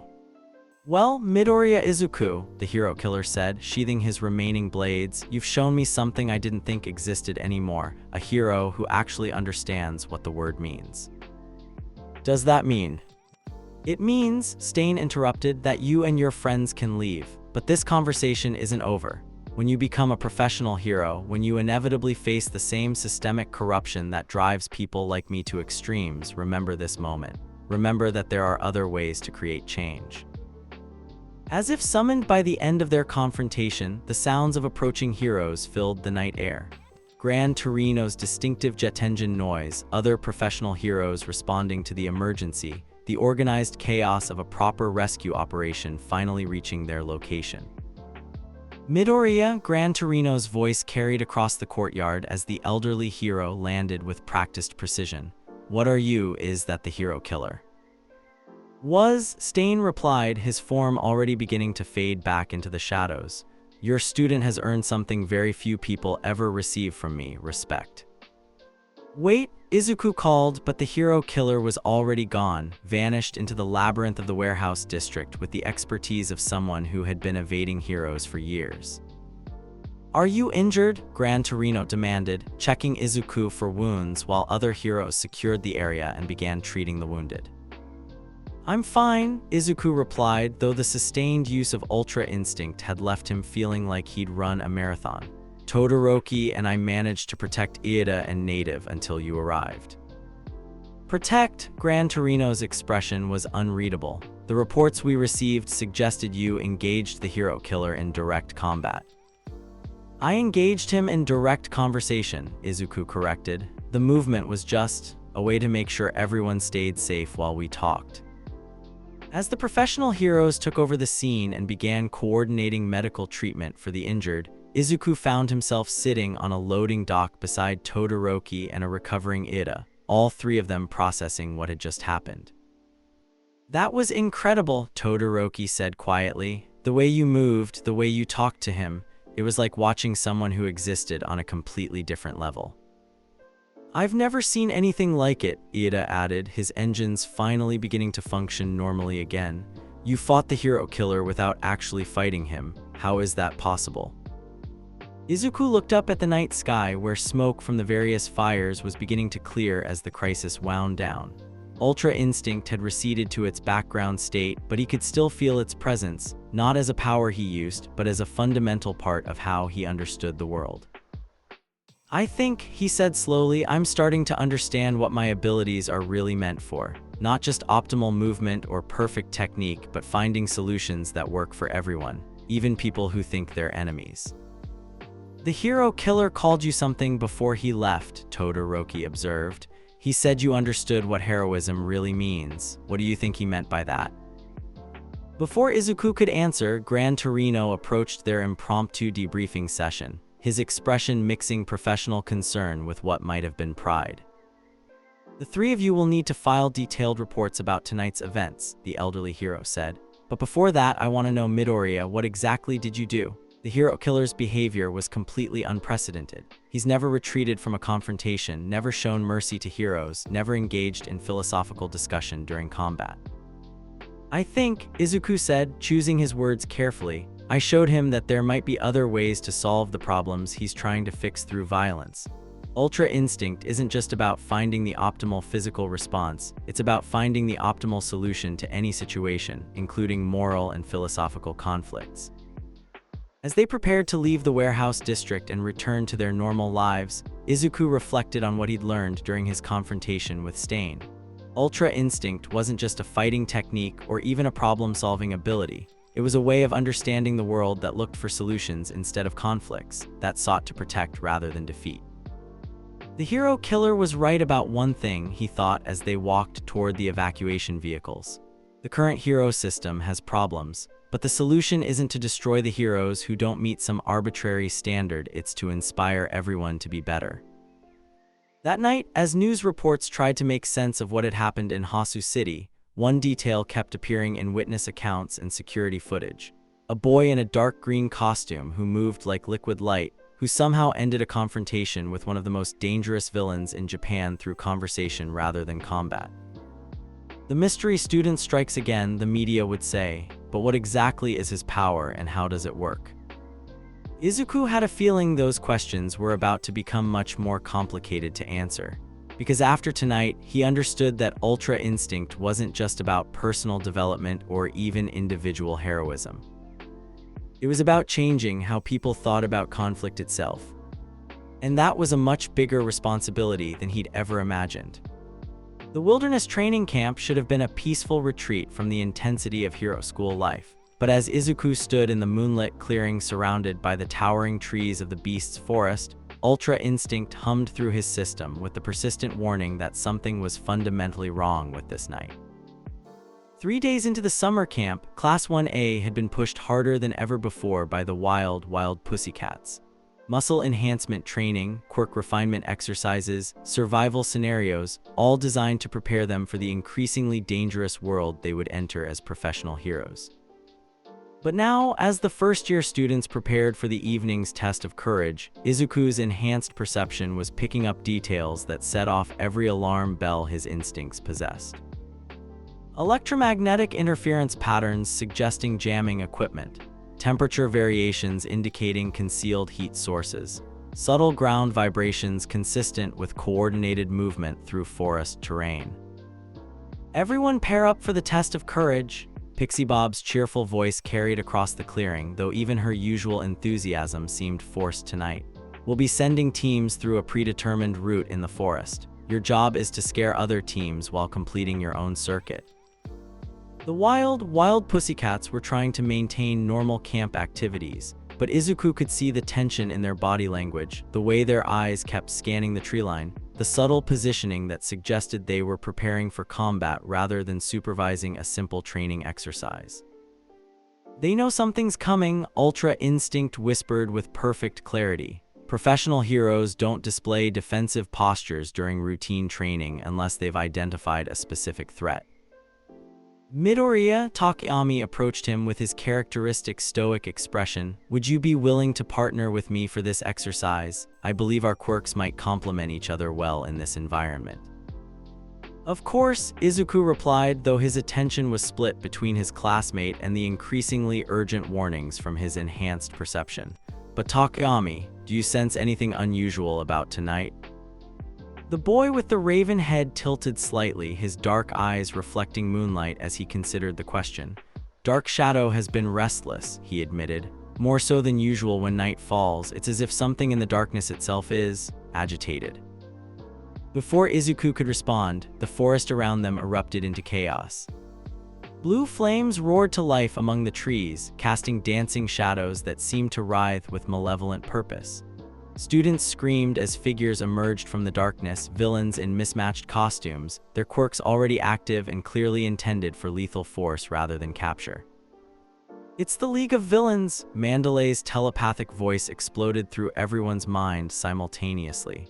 All students return to camp immediately. Do not engage. Eraserhead and Vlad King are moving to intercept.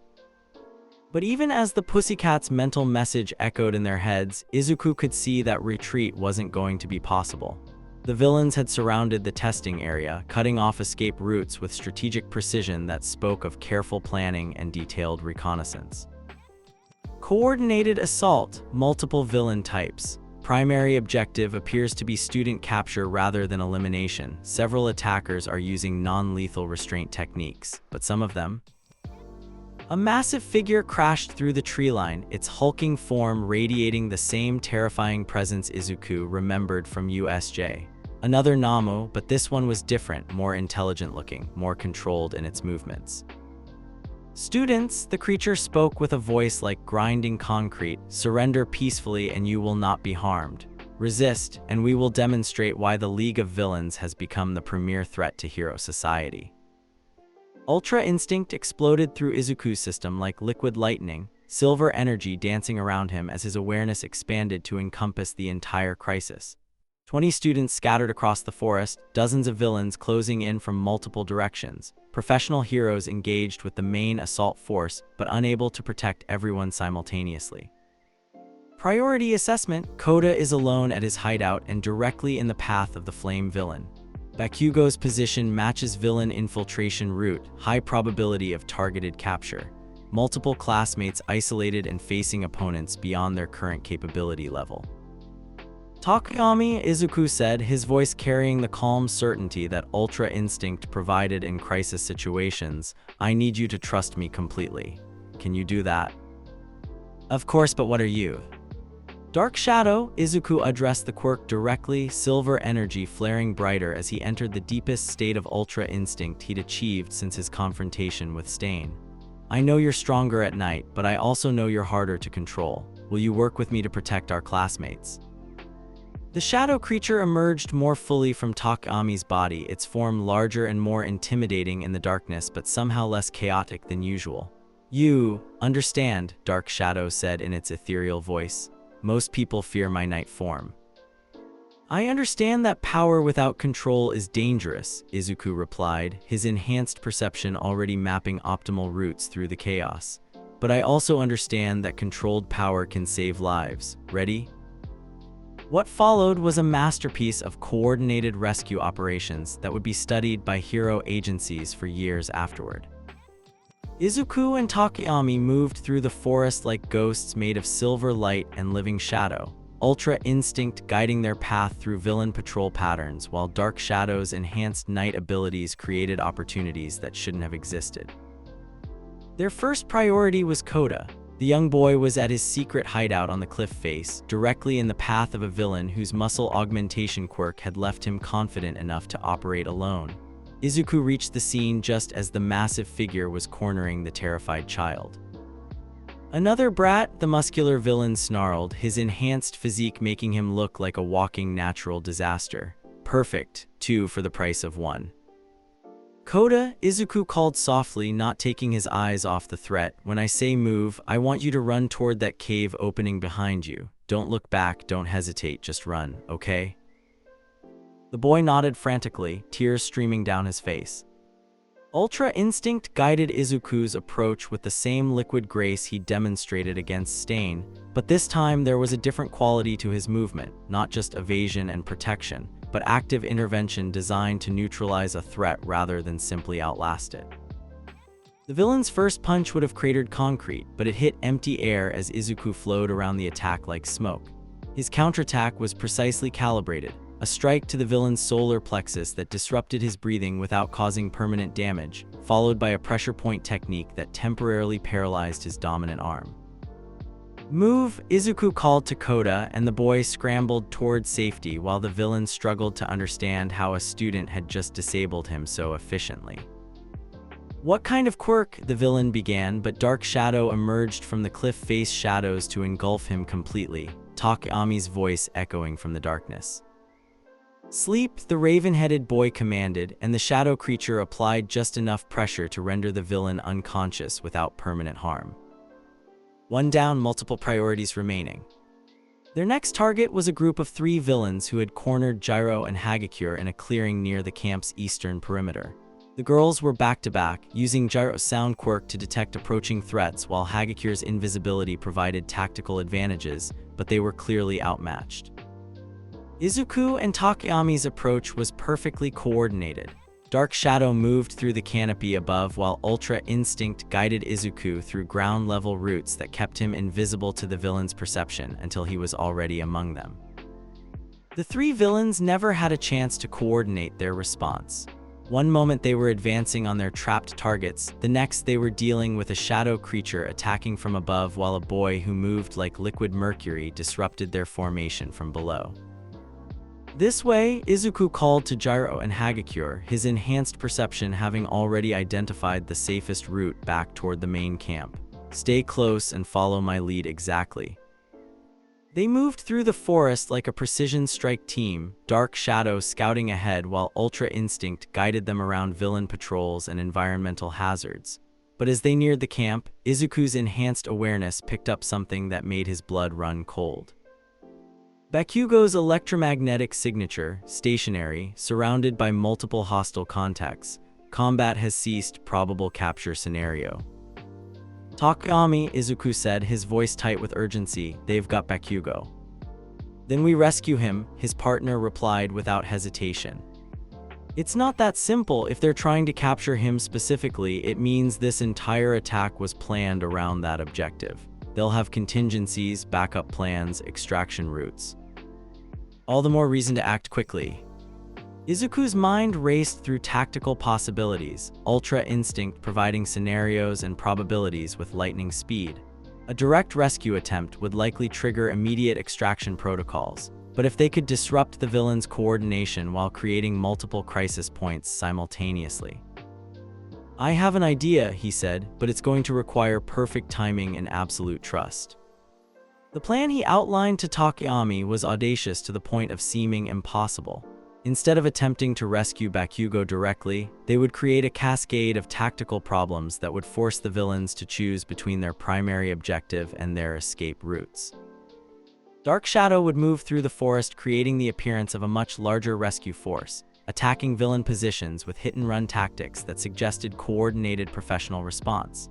Meanwhile, Izuku would use Ultra Instinct to appear in multiple locations, creating the illusion that the heroes had arrived in force and were systematically dismantling the League's operation. "The goal isn't to defeat them," Izuku explained as they prepared to execute the plan. "It's to make them believe that staying here is more dangerous than abandoning their mission." What followed was psychological warfare elevated to an art form. Izuku moved through the forest like a phantom, appearing just long enough for villains to glimpse silver energy and impossible movement before vanishing back into the shadows.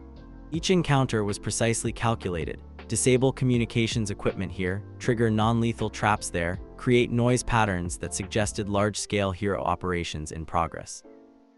Meanwhile, Dark Shadow lived up to its nighttime reputation, becoming a force of nature that seemed to be everywhere at once. Villains who thought they were safely coordinating their operations suddenly found themselves dealing with a shadow creature that could appear from any dark space, strike with devastating precision, and disappear before they could mount an effective response. The psychological effect was exactly what Izuku had hoped for. Villain communications became increasingly frantic as they reported encounters with what seemed like a much larger and more organized response than should have been possible given the timeline of their attack. "How many heroes are out there?" One villain's voice crackled over a radio frequency that Izuku's enhanced perception was monitoring. "Unknown, multiple contacts, coordinated tactics, they're taking us apart systematically." "What about the target?" "Still secure, but if we don't extract soon." Their conversation was cut short as Dark Shadow emerged from the shadow of their own communication equipment, engulfing their position in supernatural darkness, while Izuku appeared from what seemed like thin air to disable their transport vehicle with precisely placed strikes to critical mechanical systems. The cascade effect was beautiful to observe through Ultra Instinct's enhanced awareness. Each tactical success created new problems for the villains, forcing them to divide their attention and resources while gradually eroding their confidence in the mission's success. Finally, as dawn began to break through the forest canopy, the inevitable moment arrived. The League of Villains extraction portal opened in the clearing where they'd been holding Bakugo, the swirling purple gateway representing their final escape route. But as they prepared to retreat with their captured prize, they found their path blocked by a boy in a torn camp uniform who moved like liquid starlight, his silver energy visible even in the growing daylight. "Let him go," Izuku said simply, Ultra Instinct flowing through him at maximum intensity as he faced down a dozen dangerous villains. "You've lost this operation. Don't make it worse by escalating to murder." Midoriya, Bakugo's voice carried shock and fury in equal measure. "What the hell are you doing? Get out of here." One student, Shigaraki's scratchy voice emerged from the group of villains, "Thinks he can stop the League of Villains. How wonderfully naive." "I don't need to stop you," Izuku replied, his voice carrying the calm certainty that perfect clarity provided. "I just need to delay you long enough for the real heroes to arrive." As if summoned by his words, the distinctive sounds of multiple pro-heroes converging on their location filled the morning air. All Might's booming voice, Aizawa's capture gear in action, the organized chaos of a proper hero response finally reaching the crisis point. "Time to go," Kurogiri announced, the portal expanding to accommodate rapid extraction. But as the villains moved toward their escape route, Izuku did something that surprised everyone, including himself. Instead of trying to block their path or engage them in combat, he simply let them pass. Except for Bakugo. Ultra Instinct guided him through a sequence of movements that seemed impossible even by his usual standards. As the villains rushed toward the portal with their captured prize, Izuku flowed between them like Mercury, his enhanced perception allowing him to predict their exact movements while positioning himself for a single, perfectly timed intervention. When Bakugo reached the portal's threshold, Izuku was there, not to fight the villains, but to simply place himself between his classmate and the dimensional gateway. The split-second contact was all he needed to transfer momentum, using the villain's own forward motion to redirect Bakugo away from the portal while maintaining his own position in the path of extraction.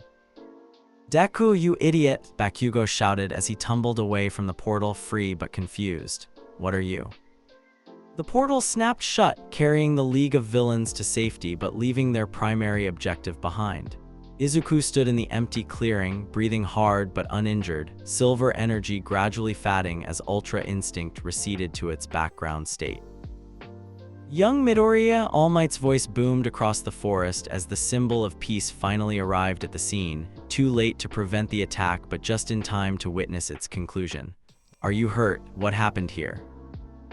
"The League of Villains attempted to capture Bakugo," Izuku replied, exhaustion beginning to set in as the adrenaline faded.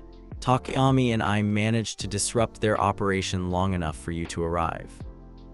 Disrupt? Aizawa's voice carried his characteristic skepticism as the underground hero emerged from the tree line, his capture gear still partially deployed. "The preliminary reports suggest you two systematically dismantled a coordinated villain assault using tactics that would challenge professional heroes." "We improvised," Takayami said quietly, dark shadow having retreated fully into his body as daylight strengthened.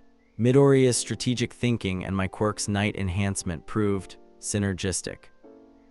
As the professional heroes secured the area and began coordinating medical treatment for the injured, Izuku found himself sitting on a fallen log beside his explosive classmate, both of them processing what had just happened. "Why?" Bakugo asked finally, his voice uncharacteristically quiet. "Why did you risk yourself to save me? We're not friends, hell, we're barely classmates." Izuku considered the question seriously. "Because that's what heroes do," he said finally. "We protect people even when those people might not like us very much."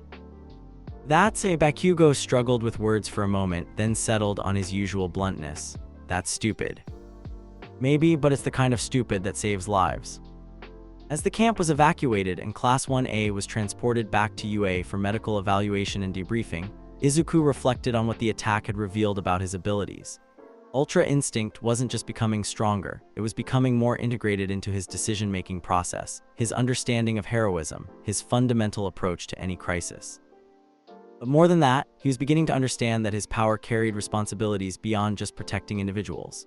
The way he'd coordinated the forest operation, the psychological tactics he'd employed against the villains, the strategic thinking that had turned a potential disaster into a tactical victory, all of it suggested that Ultra Instinct was preparing him for challenges much larger than any single confrontation. Leadership, he realized as the transport vehicle carried them away from the forest. Ultra Instinct isn't just about optimal individual performance. It's about finding optimal solutions for entire groups, entire situations, entire conflicts. The thought was both exciting and terrifying, because if his power was truly evolving in that direction, it meant his role in the hero world would be unlike anything that had come before. And judging by the increasingly interested attention he was receiving from both heroes and villains, that future was approaching much faster than he'd expected. The aftermath of the training camp attack had plunged the hero world into chaos.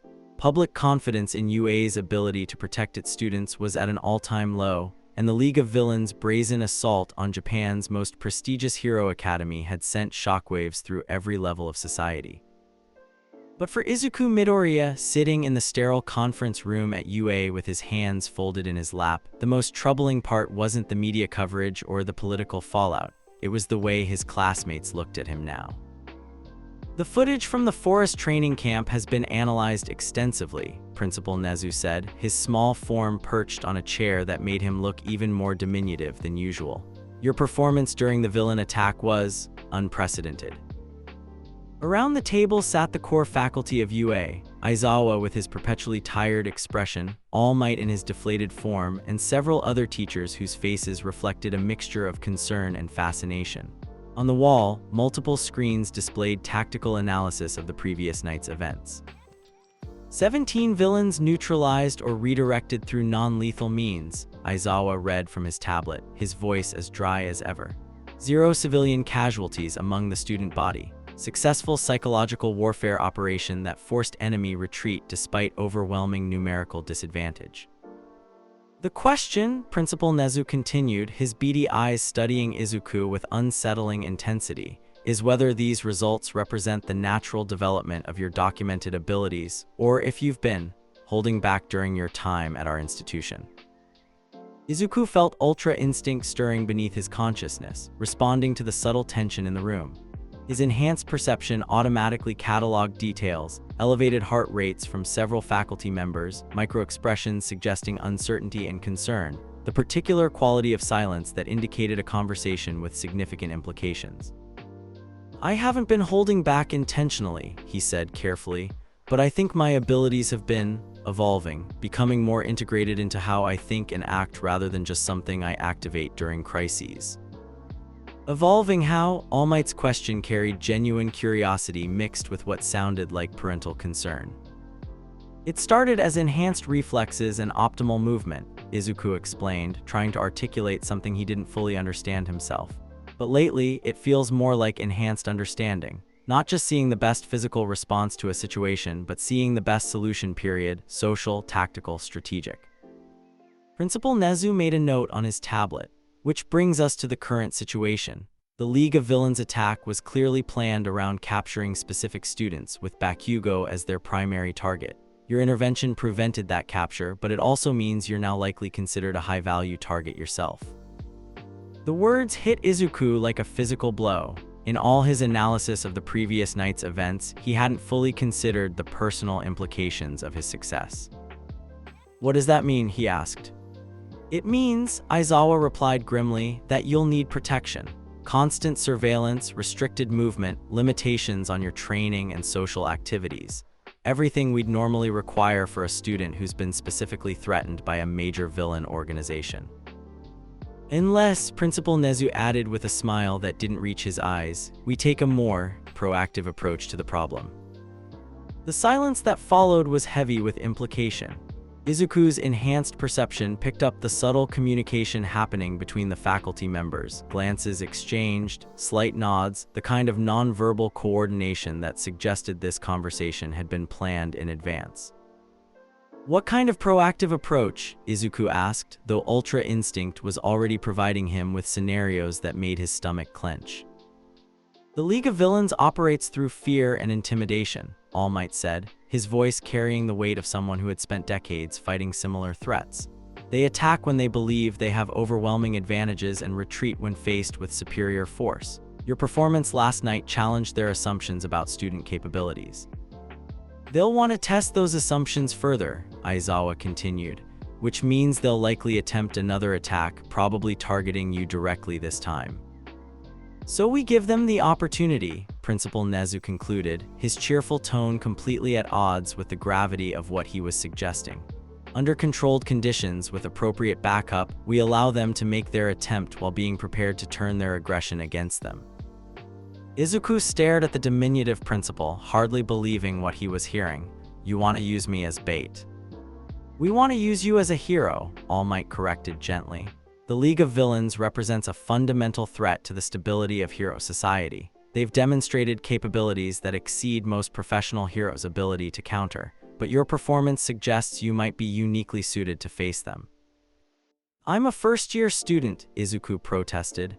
"I don't have a provisional license, I haven't completed my training, I'm not even sure I fully understand my own abilities yet." "All true," Principal Nezu acknowledged. "But you're also the student who single-handedly prevented a major villain organization from achieving their primary objective. That level of tactical capability doesn't require official certification to be valuable." The conversation continued for another hour, covering logistics, safety protocols, legal considerations, and contingency plans. By the end, Izuku had agreed to something that would have seemed impossible just days earlier. He would serve as the primary component in an operation designed to draw out the League of Villains for a decisive confrontation. 3 days later, he stood on the roof of a seemingly abandoned warehouse in Camino Ward, silver energy dancing around him as Ultra Instinct responded to the magnitude of what was about to unfold. "This is insane," part of his mind whispered. "You're about to face the same organization that required dozens of professional heroes to handle at the training camp." "This is necessary," Ultra Instinct replied with perfect clarity. "The League of Villains will continue to escalate until they're stopped decisively. Better to face them on terms you can influence than wait for them to choose the time and place." The warehouse below was a carefully constructed trap. Professional heroes positioned at strategic points, surveillance equipment monitoring every approach route, medical teams standing by for immediate response. But all of that was secondary to the real trap, Izuku himself, standing in plain sight and apparently vulnerable. An irresistible target for villains who needed to prove they could handle the student who had embarrassed them so thoroughly. He didn't have to wait long. The air began to warp and twist as Kurogiri's portal opened in the center of the warehouse district, disgorging the same figures who had terrorized the training camp. But this time, they weren't alone. "All for one," Izuku breathed, his enhanced perception immediately identifying the most dangerous individual he had ever encountered. The man who emerged from the portal was unremarkable in appearance, middle-aged, well-dressed, carrying himself with the casual confidence of someone accustomed to absolute power. But Ultra Instinct screamed warnings that made every other threat Izuku had faced seem trivial by comparison. This individual possesses multiple quirks, power level exceeds measurable parameters, tactical assessment, survival probability in direct confrontation approaches 0. Young Midoriya, all for one's voice carried across the warehouse district with eerie calm. I've been very curious to meet you. Your performance at the training camp raised some interesting questions about the nature of power itself. Questions like what? Izuku called back, stalling for time while his enhanced perception tracked the positions of hidden heroes and calculated optimal escape routes. Questions like whether your abilities represent some form of quirk evolution, or if you've discovered something that predates quirks entirely. All for one began walking closer, his casual pace somehow more intimidating than any aggressive charge. My quirk allows me to take and redistribute abilities, but when I observe you I sense nothing. No quirk factor, no genetic mutation, no supernatural enhancement of any kind. Maybe you're losing your touch, Izuku replied, though his voice lacked conviction. Ultra Instinct was providing increasingly urgent warnings about the approaching threat. Or maybe, All for One continued, you represent something that exists outside the framework I understand. Something that can't be taken because it was never given in the first place. The confrontation that followed would be analyzed by tactical experts for decades afterward, though the official reports would never capture the true complexity of what occurred. All for One attacked with a combination of quirks that should have reduced the entire warehouse district to rubble. Force multiplication, energy projection, spatial distortion, abilities that individually could challenge top-tier heroes and collectively represented overwhelming destructive potential. But Izuku didn't try to match that power directly. Instead, Ultra Instinct guided him through a three-dimensional dance that seemed to exist in the spaces between attacks. Where All for One expected resistance, he found flowing motion. Where he anticipated defensive positioning, he encountered adaptive response that turned his own overwhelming force into tools for evasion and redirection. Impossible, All for One breathed as his most devastating attacks passed through empty air while Izuku seemed to materialize in locations that should have been impossible to reach. No speed quirk should allow for this level of spatial displacement. It's not speed, Izuku replied, silver energy flaring brighter around him as he pushed Ultra Instinct to levels he'd never attempted before. It's understanding. Understanding what? That power without wisdom is just destruction, and destruction never creates anything worth protecting.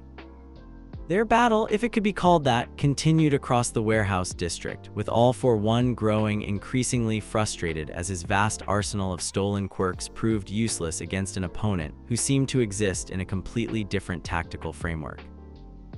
But Izuku was beginning to feel the strain. Maintaining perfect Ultra Instinct against an opponent of All for One's caliber was like trying to hold back an ocean with his bare hands. Every successful evasion required more energy, every adaptive response demanded greater precision. Stamina approaching critical levels, his enhanced awareness warned. Current tactical approach sustainable for approximately 2 more minutes before system failure. That's when All Might arrived. Fear not, CITIZNS, the symbol of peace's voice boomed across the battlefield as he landed between Izuku and All for One with earth-shaking force. Why? Because I am here. Tashinari, All for One said, his voice carrying the familiarity of old enemies who had fought this battle many times before. How wonderful, I was hoping you'd show up. Young Midoriya, All Might said without taking his eyes off his nemesis, fall back. This is beyond your current capabilities. But you can't face him alone, Izuku protested, though Ultra Instinct was confirming that his mentor was right. All for One's power level exceeded anything he could currently handle. I won't be alone, All Might replied with a smile that was both confident and sad. I'll have the strength you've shown me, the understanding that true heroism isn't about having the most powerful quirk, but about finding ways to protect everyone, even when it seems impossible. What followed was the clash of titans that the hero world had been expecting for years. All Might and All for One exchanged blows that shook buildings and changed weather patterns, their battle representing not just a conflict between individuals but between entire philosophies of power and responsibility. But as the fight progressed, Izuku realized something that chilled him to the bone. All Might was losing. Power output declining, physical condition deteriorating, time limit approaching. The symbol of Peace's secret was becoming increasingly obvious. His ability to maintain his muscular form was fading, his attacks were losing their overwhelming force, and All for One was adapting to exploit every sign of weakness. Unless I do something, All Might is going to die. Ultra Instinct flared to life around Izuku with an intensity that surpassed anything he'd achieved before.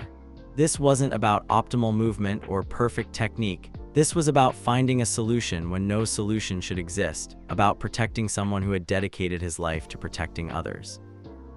Analysis: direct intervention in the current battle would result in immediate incapacitation or death. Alternative approach required. Instead of charging into the fight, Izuku began to move through the battlefield in a pattern that seemed unrelated to the main confrontation. His enhanced perception guided him to specific locations, debris patterns, environmental factors, structural weaknesses that existed as a result of the ongoing battle. The warehouse district's infrastructure has been compromised by the fight, structural integrity failing at multiple points. But if stress is applied at precisely the right locations, what Izuku did next required perfect timing, absolute precision, and a level of trust in Ultra Instinct that bordered on faith.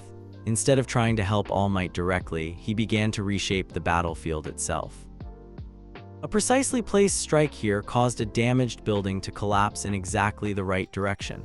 A perfectly timed movement there triggered a chain reaction that redirected debris flow. Each action seemed small and unconnected, but together they began to alter the tactical situation in subtle but significant ways. "What is that boy doing?" All for One demanded, his attention briefly diverted from All Might as he noticed Izuku's seemingly random movements around the battlefield.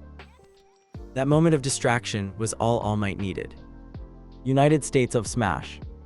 The symbol of Peace's final attack was enhanced not just by his own remaining power, but by the environmental changes Izuku had created. The blast that should have been absorbed or redirected by All for One's defensive quirks instead found perfect channels through the carefully arranged debris field, its force multiplied and focused by structural elements that had been positioned with mathematical precision. All for One's defensive barriers shattered under the assault, his stolen quirks proving inadequate against an attack that had been optimized for the specific conditions of the battlefield. The force of the impact sent him crashing through multiple buildings before coming to rest in a crater that would become a landmark for years afterward.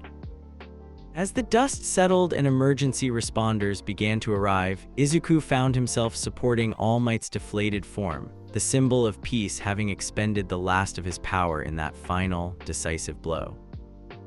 "Is it over?" Izuku asked, though his enhanced perception was already confirming that All for One's life signs had stabilized, injured but alive, contained but not eliminated. "This battle is over," All Might replied, his voice hoarse but carrying a note of something that might have been pride. "But the war is just beginning." As they waited for medical teams to arrive, All Might studied his unofficial successor with eyes that held decades of heroic experience. "What you did back there," he said quietly, "using the environment itself as a weapon, optimizing my attack through battlefield manipulation, that wasn't just strategy. That was seeing beyond the immediate conflict to possibilities that existed in the spaces between actions." "It felt right," Izuku said simply, "like Ultra Instinct was showing me connections I wouldn't normally perceive." "Because it was, your power isn't just about individual perfection, it's about systemic optimization. Finding the best possible outcome for entire situations, not just personal challenges." As emergency vehicles surrounded them and the immediate crisis shifted to medical response and villain containment, Izuku reflected on what the battle had revealed about his abilities and his future role in the hero world.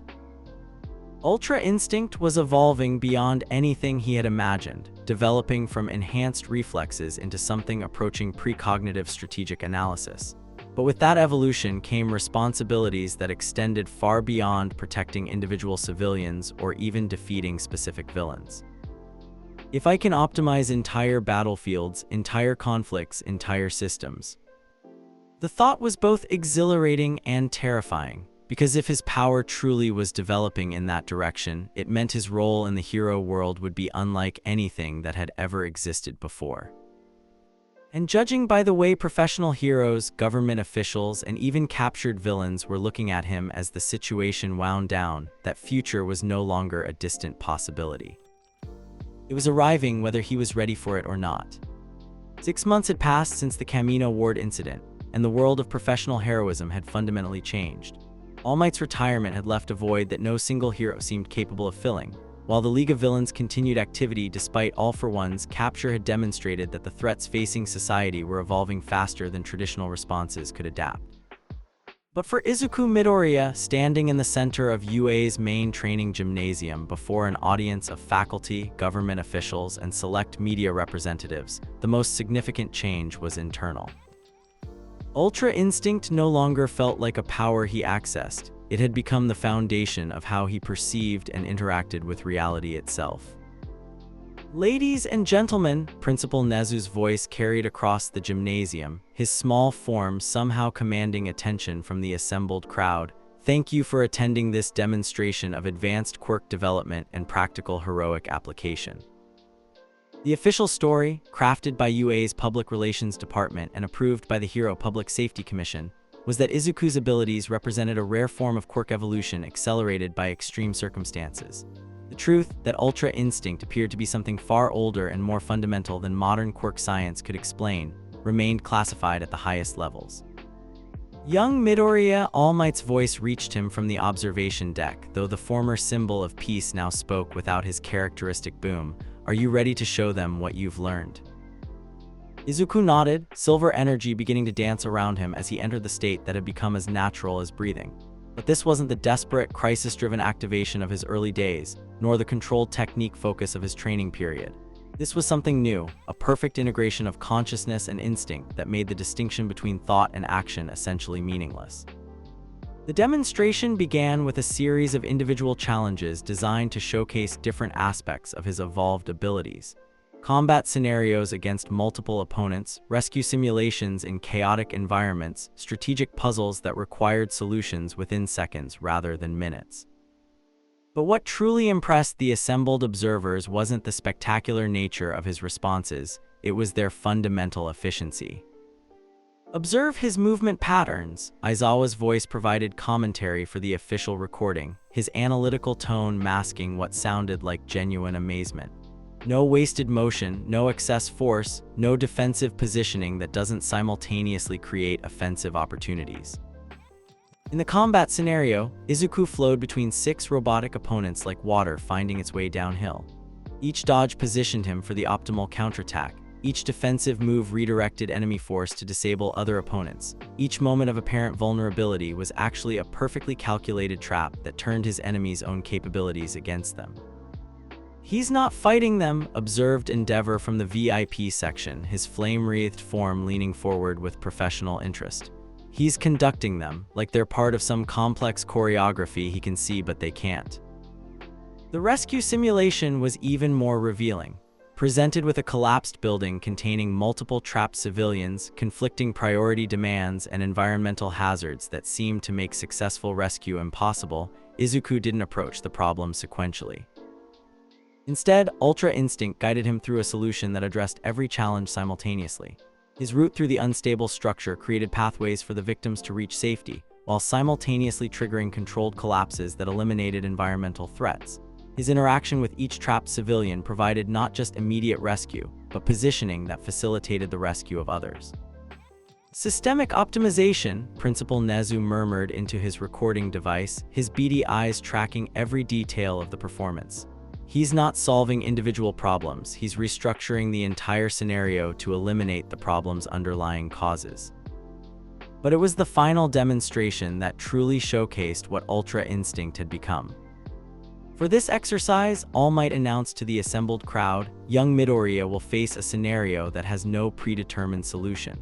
A crisis simulation where the parameters change in real time, where traditional hero responses would be inadequate, where success requires not just individual excellence but systemic understanding.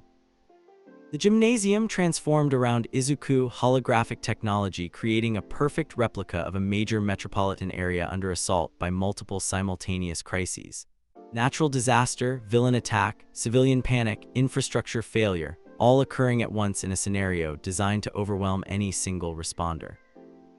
Ultra Instinct expanded through his consciousness like liquid starlight, his enhanced perception encompassing not just the immediate tactical situation but the broader systemic dynamics that connected every element of the crisis. Traditional approach prioritized threats by severity and address sequentially. Result: partial success, significant casualties, long-term infrastructure damage. Optimal approach: identify intervention points where single actions create cascade effects that address multiple problems simultaneously. What followed was a masterpiece of strategic thinking, elevated to the level of art. Instead of racing toward the most obvious crisis, a collapsing skyscraper full of trapped civilians, Izuku began with what appeared to be the least urgent problem: a traffic jam caused by panicking citizens fleeing the disaster zone. But his intervention in the traffic situation was precisely calculated to create mobility corridors that would allow emergency responders to reach critical areas.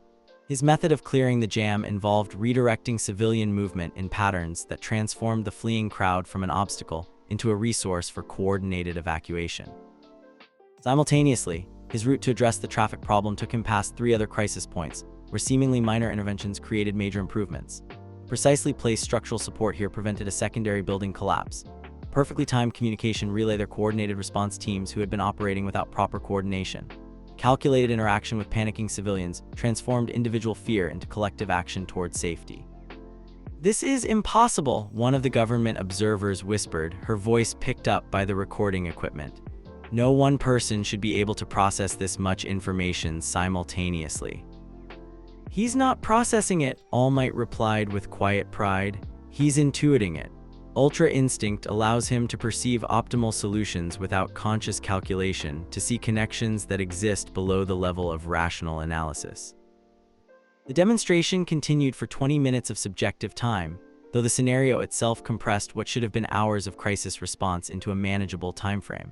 By the end, every crisis had been resolved not through overwhelming force or spectacular heroics, but through a web of perfectly coordinated interventions that addressed root causes rather than symptoms. When the simulation ended and the gymnasium returned to its normal configuration, the assembled audience sat in stunned silence. They had just witnessed something that challenged fundamental assumptions about heroic capability and individual human potential. "Questions?" Principal Nezu asked, though his tone suggested he expected the quality of inquiry to reflect the magnitude of what had just been demonstrated. "His quirk registration lists enhanced instincts," said a woman from the Hero Public Safety Commission, her voice carefully controlled. "But what we just observed exceeds any documented instinct-based ability by several orders of magnitude. How do you explain this discrepancy?" Izuku stepped forward, silver energy still dancing faintly around his form as Ultra Instinct maintained its background presence. "Because it's not really a quirk in the traditional sense," he said, his voice carrying the calm certainty that perfect clarity provided. "It's something older, something that existed before quirks, that operates on principles we're only beginning to understand." "Are you saying," Endeavor's voice cut through the murmured discussions, "that your abilities represent some form of pre-quirk human development? That this level of capability was possible before genetic mutations began appearing?" "I'm saying," Izuku replied thoughtfully, "that human potential has always been greater than we assumed. Quirks gave us new abilities, but they also made us forget about capabilities we already possessed. Ultra Instinct feels like remembering something humanity knew but lost when we started depending on supernatural powers instead of perfecting natural ones." The questions continued for another hour, covering everything from training methodologies to potential applications in professional hero work to the broader implications for human development research. But throughout the discussion, one theme remained constant. What Izuku had demonstrated wasn't just impressive individual capability, it was a fundamentally different approach to heroism itself. As the official demonstration concluded and the assembled observers began to disperse, Izuku found himself approached by a small group of his classmates who had been granted permission to attend. "That was incredible, Midoriya-kun," Yaoyorozu said, her voice carrying genuine awe. The way you coordinated all those different crisis responses. It was like watching someone who could see the future. Not the future, Izuku corrected gently, just the present, but in much greater detail than most people can perceive. Ultra Instinct shows me how everything connects, how individual actions create ripple effects that influence entire systems. Does that mean you could teach it to others? Iida asked, his formal tone unable to completely mask his excitement. If your abilities represent rediscovered human potential rather than genetic mutation, could they be learned rather than inherited? The question that had been haunting Izuku for months, ever since his conversation with All Might about ancient texts and historical precedents. I don't know, he admitted, but I think we're going to find out. That evening, as the sun set over UA's campus and the immediate excitement of the demonstration faded into quiet reflection, Izuku found himself in the same place where his hero journey had truly begun, the restored beach where months of training had first taught him to push beyond his assumed limitations. He wasn't alone. All Might sat beside him on the pristine sand, both of them looking out over the ocean that had become a symbol of transformation through dedicated effort. How do you feel about what comes next? All Might asked, his deflated form somehow managing to project the same reassuring presence as his heroic physique had once provided. Nervous, Izuku admitted. The demonstration today, it changes things. I'm not just a student with an unusual quirk anymore. I'm something that challenges basic assumptions about human capability. Yes, you are, and that's exactly what the world needs right now. All Might's voice carried conviction born from decades of experience. The old model of heroism, individual symbols of peace maintaining order through overwhelming power, is breaking down. Villains are organizing, threats are becoming more sophisticated, and society's problems are growing too complex for traditional approaches. So what's the new model? You are, All Might replied simply. Not as an individual symbol, but as proof that heroism can be something more sophisticated than just having the strongest quirk or the flashiest costume. You represent the possibility that anyone could potentially develop these capabilities, that human potential extends far beyond genetic lottery. They sat in comfortable silence for a while, watching the waves roll in as the sky deepened from gold to purple. Finally, Izuku spoke the question that had been forming in his mind throughout the day's events. All Might, what if I'm not ready for this level of responsibility? What if Ultra Instinct is developing faster than my maturity or wisdom can keep up with? Then you'll grow into it, All Might replied with absolute confidence. The same way you've grown into everything else, through dedication, compassion, and the understanding that true strength comes from using your abilities to help others become stronger. As if to demonstrate his point, a group of younger students appeared further down the beach, clearly engaged in their own training session. When they spotted All Might and Izuku, they approached with the mixture of excitement and nervousness that came from encountering living legends. Excuse me, one of them said, a girl with what appeared to be a plant manipulation quirk, but are you really the student who can do that impossible movement thing? It's not impossible, Izuku said gently, standing and brushing sand from his casual clothes. It's just different from what people usually expect. Would you like me to show you? What followed was an impromptu training session that would become legendary among UA students. Izuku worked with each of the younger students, helping them understand that optimization wasn't about having the most powerful quirk, it was about finding the most effective application of whatever abilities they possessed. Don't try to force your quirk to do more than it's designed for, he explained to a boy whose strength enhancement was relatively modest.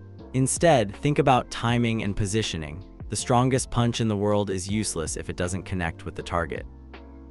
To the girl with plant manipulation, your quirk doesn't just control plants, it creates opportunities. Use your vines not just to restrain opponents, but to control their movement options, to guide them into positions where your teammates can be most effective. Each lesson was tailored specifically to the individual student's abilities and personality, but the underlying principle remained consistent. Heroism wasn't about raw power, it was about understanding how to use whatever you had in service of something greater than yourself. As the impromptu training session wound down and the younger students headed back to their dormitories, energized by new perspectives on their own potential, All Might approached Izuku with an expression of unmistakable pride.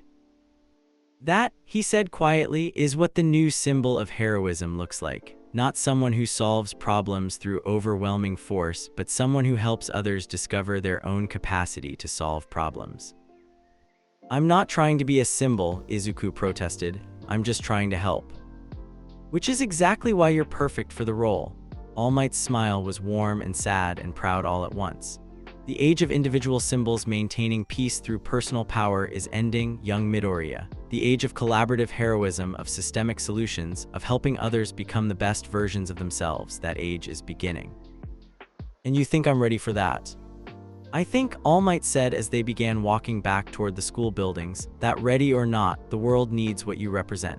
The understanding that human potential extends far beyond genetic mutations, that heroism is about wisdom and compassion rather than just strength, that the best way to protect people is to help them protect themselves. As they reached the edge of the beach and prepared to return to their normal routines, Izuku paused for one last look at the ocean. 6 months ago, he had been a quirkless boy with impossible dreams. Now he was, what? A bridge, Ultra Instinct whispered through his enhanced perception. Between what humanity was before quirks and what it could become after understanding that quirks were never the limit of human potential, just one expression of it. The silver energy around him pulsed once, brightly, then settled into the steady background presence that had become as natural as his heartbeat. Tomorrow would bring new challenges, new opportunities to push the boundaries of what heroism could accomplish, new chances to help others discover their own hidden potential. But tonight, Izuku Midoriya stood on the beach where his transformation had begun, no longer the quirkless boy who dreamed of saving people, but something entirely new. A hero who had rediscovered what it meant to be human in a world that had forgotten the true scope of human possibility. The future was uncertain, filled with threats and challenges that would test everything he had learned. But for the first time since gaining his power, Izuku felt truly ready to face whatever came next.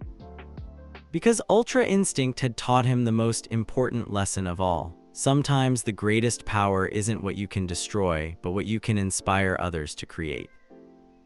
And in a world that desperately needed new forms of hope, that might be the most heroic power of all. Years later, when historians would study the transformation of hero society from the age of symbols to the age of collaboration, they would point to a single moment as the turning point. A demonstration at UA High School where a young man with silver energy dancing around him showed the world that human potential had no ceiling, only horizons waiting to be explored. Midoriya Izuku never did get a traditional hero ranking. Ultra Instinct had evolved beyond anything that could be measured by conventional standards, becoming less a quirk and more a philosophy made manifest. But his influence on heroism itself was immeasurable. The techniques he developed became the foundation for new training programs that helped heroes maximize their existing abilities rather than simply developing more powerful quirks. His approach to crisis resolution, systemic optimization rather than overwhelming force, became the standard for disaster response operations worldwide.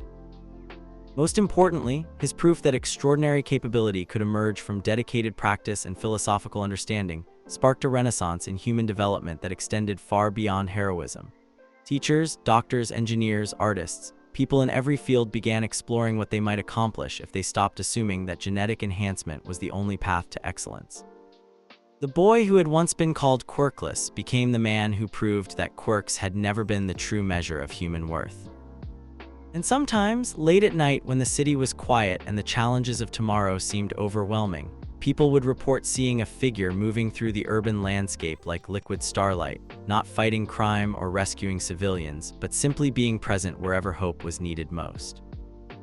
Ultra Instinct had taught him that the perfect response to a world in need wasn't to impose solutions, but to inspire others to find solutions themselves. And in the end, that made all the difference. The end. And that's a wrap on today's story, What If Deku Had Ultra Instinct? I hope you enjoyed listening to it as much as I loved putting it together.